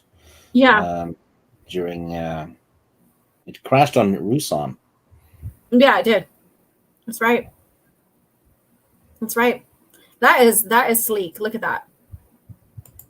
Yeah, this is an awesome ship. Yeah, very good looking ship. All right, so Holocron Library. Fox, for real, I'm a guy and love the idea of jumping from solar system to solar system, but I am not into Star Wars for the spaceships. For me, it's a hero's journey, the journey with it. Yeah, I get that. You know, but it's always fun to just imagine having like having a ship that, you like or whatever, and just imagining piloting one and stuff like that. It's all cool. We love Star Wars for our own reasons, right? And there's little things within it that we love as well. And there's a lot of world building, really, like ships and worlds and, even species to, very down to the planet cities and cultures and stuff like that. Very, very good stuff. So, Soul Assassin, it's rainy and cold here in Texas. A horrible combination. Give me the heat. Well, I'm so sorry. I would love to have rain where I live right now. I'd trade you if I could. Dead Man Walking. Oh my, and I didn't even try that time. And then Matt Wilkins. It gets up to 102 degrees in Stig's room when Darth Town's pics are pulled up on his computer. That joke's on you, Wilkins. You underestimate me greatly. It's way above 102 degrees. Oh, it gets more steamier than that, huh? Mm-hmm. Wow. And I thought this was like a compliment, but you're like, no, you underestimate my powers. Yes. Well, okay. George Hilton. The Chiss Clawcraft also looks great. Yes, it does. Yes, it does. All right. Sukori. I love listening to OG. Her voice is so soothing, and Stig sounds like her A1 assistant. AI. I don't sound like an AI. AI I'm assistant. a person, and my name is Stig. I'm a person. I associate as a person, or I identify as a person. All right. Let's see here. Soul Assassin, hit the like button. Yes, you guys, we have 19 people here. We went up to like 23 or 25 or something like that. Thank you guys again for your support. We're going to begin to wind down now. We will keep you guys, up to date with news and new like legends or, the comic collection stuff that's coming out. We'll always keep you guys up to date on that. Side notes. That huge hardcover omnibus of the Knights of the Old Republic. I think that one should be out soon, shouldn't it? Yes, I think people should start receiving their copies here anytime now. Yeah, maybe that's what you're getting. No, I didn't order one. Oh, I thought you ordered one. No, I have all of them in those omnibuses anyway. Okay. So I'm like, yeah, I'm not paying $100, for that, Yeah. Yeah, okay. All right. I thought maybe that would be something, but you didn't order it. I was being sensible with my finances. Yeah. Meaning I was broke. Oh, that's your code for broke, huh? Yep. You're like, a man's got to eat, right? Yep. Even though books will feed the mind, it won't feed the body. Mm-hmm. Yep, I get it. All right, Orange Hat Review. Rusan has a lot of bad juju attached to it. Even since Darth Bane unleashed the thought bomb there, it never's been the same. Yep. And then Kyle Katarn's the one that freed everybody from the thought bomb there. Yeah. Yeah. The whole planet was mental. Yeah, that was very mental until Kyle took care of it. But yeah, Rusan is still a very, I guess you can say, dark planet in a sense. Yeah. Sukori. Oh, I see what you did. What? Steve, trusty yeah, side. I know. ST1G. Yeah, ST1G. Yep. And then use your ship, the Virago. There you go. I totally agree with you, Orange Hat Review. Yeah. So again, and so Abu Nas. Okay. We're going back to Dark Forces before we conclude the stream here. So I just mentioned that Kyle Katarn is the one that freed everybody from the thought bomb. So there we go. We have history. We have this connection, this continuity connection that has always been established with it. So another reason why this makes Dark Forces way more superior than Rogue One. The only thing Rogue One freed was that it freed Abu Nas from his common sense.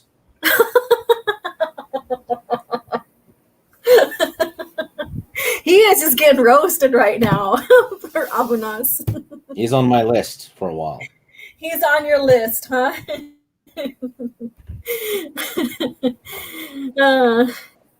5T1G, laugh out loud. Oh, look at the renaming you, Stig. Yep. I don't mind. No, this is all good fun. I love it, you guys. You guys are amazing in the chat. And the soul assassin, yikes. I'm like waiting for Abunas to respond back before we close out. Oh my God. Yes. So I'm going to go ahead. I'm not in my camera ready. I don't have makeup on. But I'm still going to turn on my camera to show you some great books here before. And he did respond, but I'm going to go ahead and do this anyways. I had to be somewhere early this morning, so I didn't really fully get ready. But here you go. I'm going from the third to the first. But here's Dark Forces. Yeah, this is the third one. Yes, it is. Here is the second. Yeah, the second one has to do with the Dark Troopers, I believe. Yes. And the first one has to do with the Death Star plans. Exactly. The third one has to do with Jarek, the Dark Jedi. Yeah, and freeing the people from the thought bomb, right? And then here you go. That one I have. For some reason, that one is really cheap on eBay. Yeah. But book 2 and 3 are insanely expensive. Yeah, and this is from Dark Horse Comics as well, so you know there's quality. And it's not really a novel. It's more like a novella with great artwork. Mm-hmm. Let me see. I'll pull one up right now. Okay. I'll pull one up right now. Let's see here. Here. Yep. That's what's her name? She's one of Jarek's Dark Jedi henchmen. Looks like Mara Jade almost. Almost, huh? Yeah, but she's blonde. And I kind of I didn't want to kill that lady in the game. Because I was like, hello there. Bitch attacked me. Attack me, I'll take it all. Keep doing that. But here's the thought bomb right here. So great stuff. There you go. There's Janors. So there you go. Right on. So let's see what Abu has to say. There we go. He. You're just rubbing it in, and I am on the roasting pyre. Yes, you are. But I will do what my queen commands. Abu, and then this is to Abu, but I'm gonna read it anyways. Abu, you should hear the roasting on the Rosetta stream when I'm there. And then Cyrus, is that her name? Yeah, Cyrus. That's her name. Cyrus. I say Cyrus. Cyrus. All right. No, Cyrus. I forgot her name altogether. And then isn't it Tavion? No, I'm like Tavion. Tavion is in Dark Forces. Jedi Knight 2. She's Desan's apprentice. She survives and becomes the main villain in Jedi Academy, the game. Yeah. Which introduces Jaden Core. Okay. And then I know OG and Stig is right about Dark Forces being the superior story, and I haven't even read it yet, but I'm not going to lie. I just love Rogue One, the movie. Mm-hmm. Yes, there we go.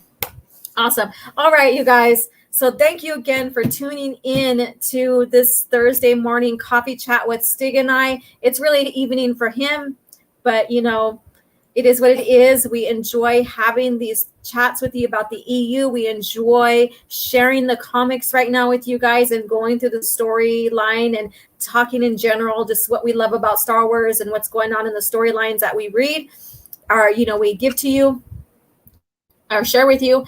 And it's always a pleasure. I look forward to this every Thursday. When there's times where I have to cancel it, I do feel bad, but it is what it is. Life sometimes happens and what have you, but we always pick up. And so Stig, so far I know I probably know your rating so far. What do you think about the comics, the Rebellion comics? Well, so far I'm going to give the whole series an 8 out of 10. Mm-hmm.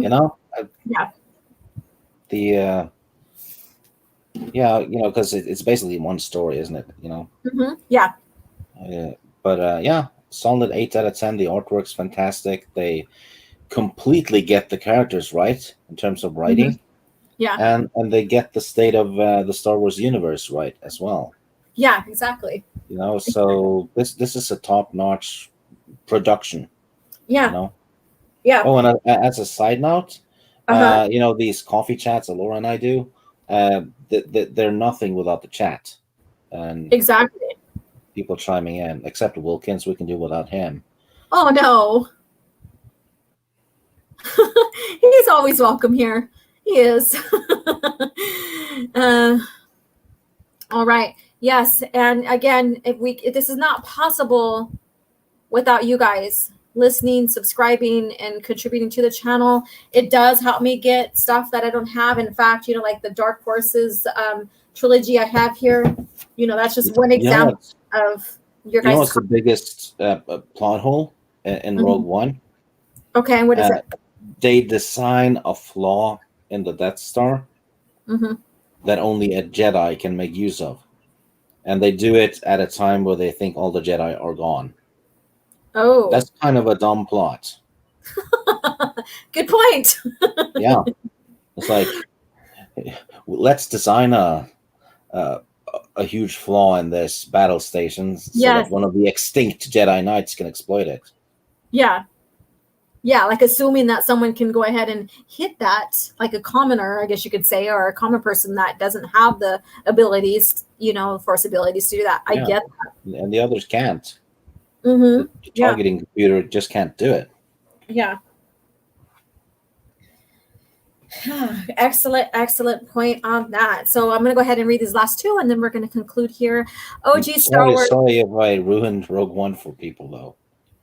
He's like, I didn't mean to do that, but that's something to think about. There's movies that people like that are like considered not good, but they're fun to watch. Yeah, like I like a lot of movies that I know are bad. Mm-hmm. Yeah, but they're still entertaining. Yeah, exactly. And there's like those stupid funny movies, those stupid comedy funny. Knee slap kind of comedy and stuff like that are fun to watch. That is fun just to sit down and veg out on the couch and enjoy yourself. So there you go. OG Star Wars. I'm not sure what explanation is to give in the EU, but Coruscant in Universal covers the combination of ideas of core, heart, center, and transmission of energy in form power. Oh, okay. I don't think I've heard about that.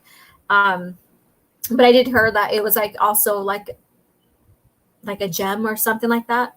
Let's see. In OG Star Wars, there are many words that would fit these fields of meaning: shiny, energy, core, heart of powers, reach, center of what is known, the known world. Okay, thank you so much. And SANT. That's how you spell truth in Norway. Oh, okay. There we go. Nice. Probably a coincidence, though. But yeah. Still. Yeah. Well, that's a great note, though. Like a great spot as well. Our notice. All right. Dead Man Walking. Thanks again. It was great. Yes. Thank you guys again for tuning in. We are continuing. We left on a cliffhanger. What's going to happen, with the situation, what have you. So thank you again, Stig. Go ahead and just tell people I wouldn't say what your situation. I don't know what to say anymore. Just tell them where they can find you. Like if you're going to be on any channels this week. I don't know. I'm going to be on Sporking's channel on Monday talking about the George Martin books. Okay. Other than that, I don't show up on YouTube that much anymore because I'm kind of tired of it. I'd rather do this and that other. Oh, actually, tomorrow Teresa is Miss Martin Muses is premiering her movie stream thing. Yeah. And she will be watching movies from the 80s and 90s that are cool that she hasn't watched before. And she's going to have like a little panel on every week to talk about the movie. Yeah. And she's doing it kind of like Laura does with her book stream, that she'll put up like a vote for the next movie. and then she's going to have new people on and talk about the next movie and so on. And that's happening tomorrow. And the first one she is going to talk about with myself and you, I think. Yes. Maybe Lethal Lightning is RoboCop, the first original RoboCop. So I think that's going to be a lot of fun. And I think, this is in general, right? If you look at YouTube and and all the stuff in our vicinity on YouTube, there's a hell of a lot of talk about this is why we don't like new movies, right? This is what's wrong with new movies. So what Teresa is doing is rather, this is what we like about the old ones. It's just kind of like the opposite, but it's more positive. And I think that's going to be a lot of fun, Yeah. And there's going to be a lot of cool movies showing up, I'm sure. And who doesn't like RoboCop, right? Oh, it's a fun watch. I can't wait for that. And I'm sorry. I know that it's happening. I just totally just blanked it off, but thank you so much for sharing that so people can tune in. Yeah. And I encourage everyone here to go ahead and subscribe to Teresa's channel. And here it is. And then tune in Friday and we will, while we discuss that. Friday, it's midnight my time. So I think 5 Central. I think, 5 p.m. Central, I think. Yeah. And then, so that'll be, since it's Central, that'll mean it's like 3 my time. Yeah. So I will share that on Twitter. So if you follow me on Twitter, you will also get updates on what's going on with the channel. I haven't set the date for the literature review yet for Labyrinth of Evil. I'm looking at... I'm actually reading the book this time too. Yes. And so I might have to switch it to a Friday, but I'm not sure just yet. So I will discuss it with you guys in the chat who are going to be on the panel. Which is ironic if all the other days are booked for a book stream. Right. All right. So, but again, so pick that book up. You still have a little bit of time to read it. If not, then come and enjoy the chat anyways. And listening to the review. It's a great, I've enjoyed reading that novel. It is fun. And there's a lot you learn about what's going on in the state of Star Wars with Anakin and everything going on leading up to, and it also here's the thing. On the cover of that book, it says the prequel to Revenge of the Sith. Correct. That's what it says on the hardcover. And the book is directly referenced several times in the movie. Correct. Yes, which exactly. Means it can't be anything but canon. But I also noticed in the first few chapters, they also reference comics that we've talked about, where Kenobi and was it Alpha are captured by Ventress. That's referenced in the novel. It is. And so we're going to have fun discussing that. I'm still hoping to keep a Saturday. So I will announce that. So I do got to get into the chat and discuss that with you guys. So anyways, thank you guys so much for tuning in again every Thursday. Unless noted, there is Coffee Chat.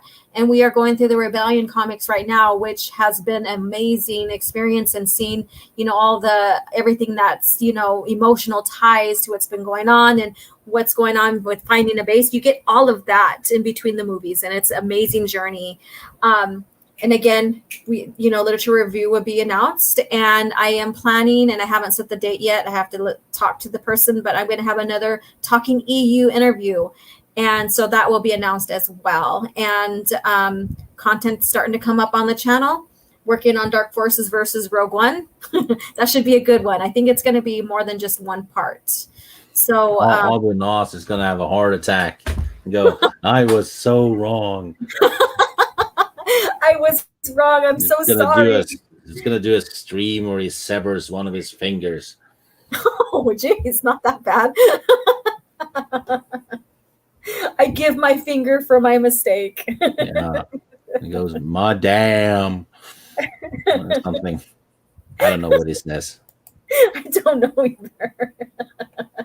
All right, you guys. Thank you so much again, chat. You guys are amazing. And again, every live stream up until the end of June, if you become a member, you get put into a drawing to get or get a copy of the Heart of the Jedi novel. So there you go.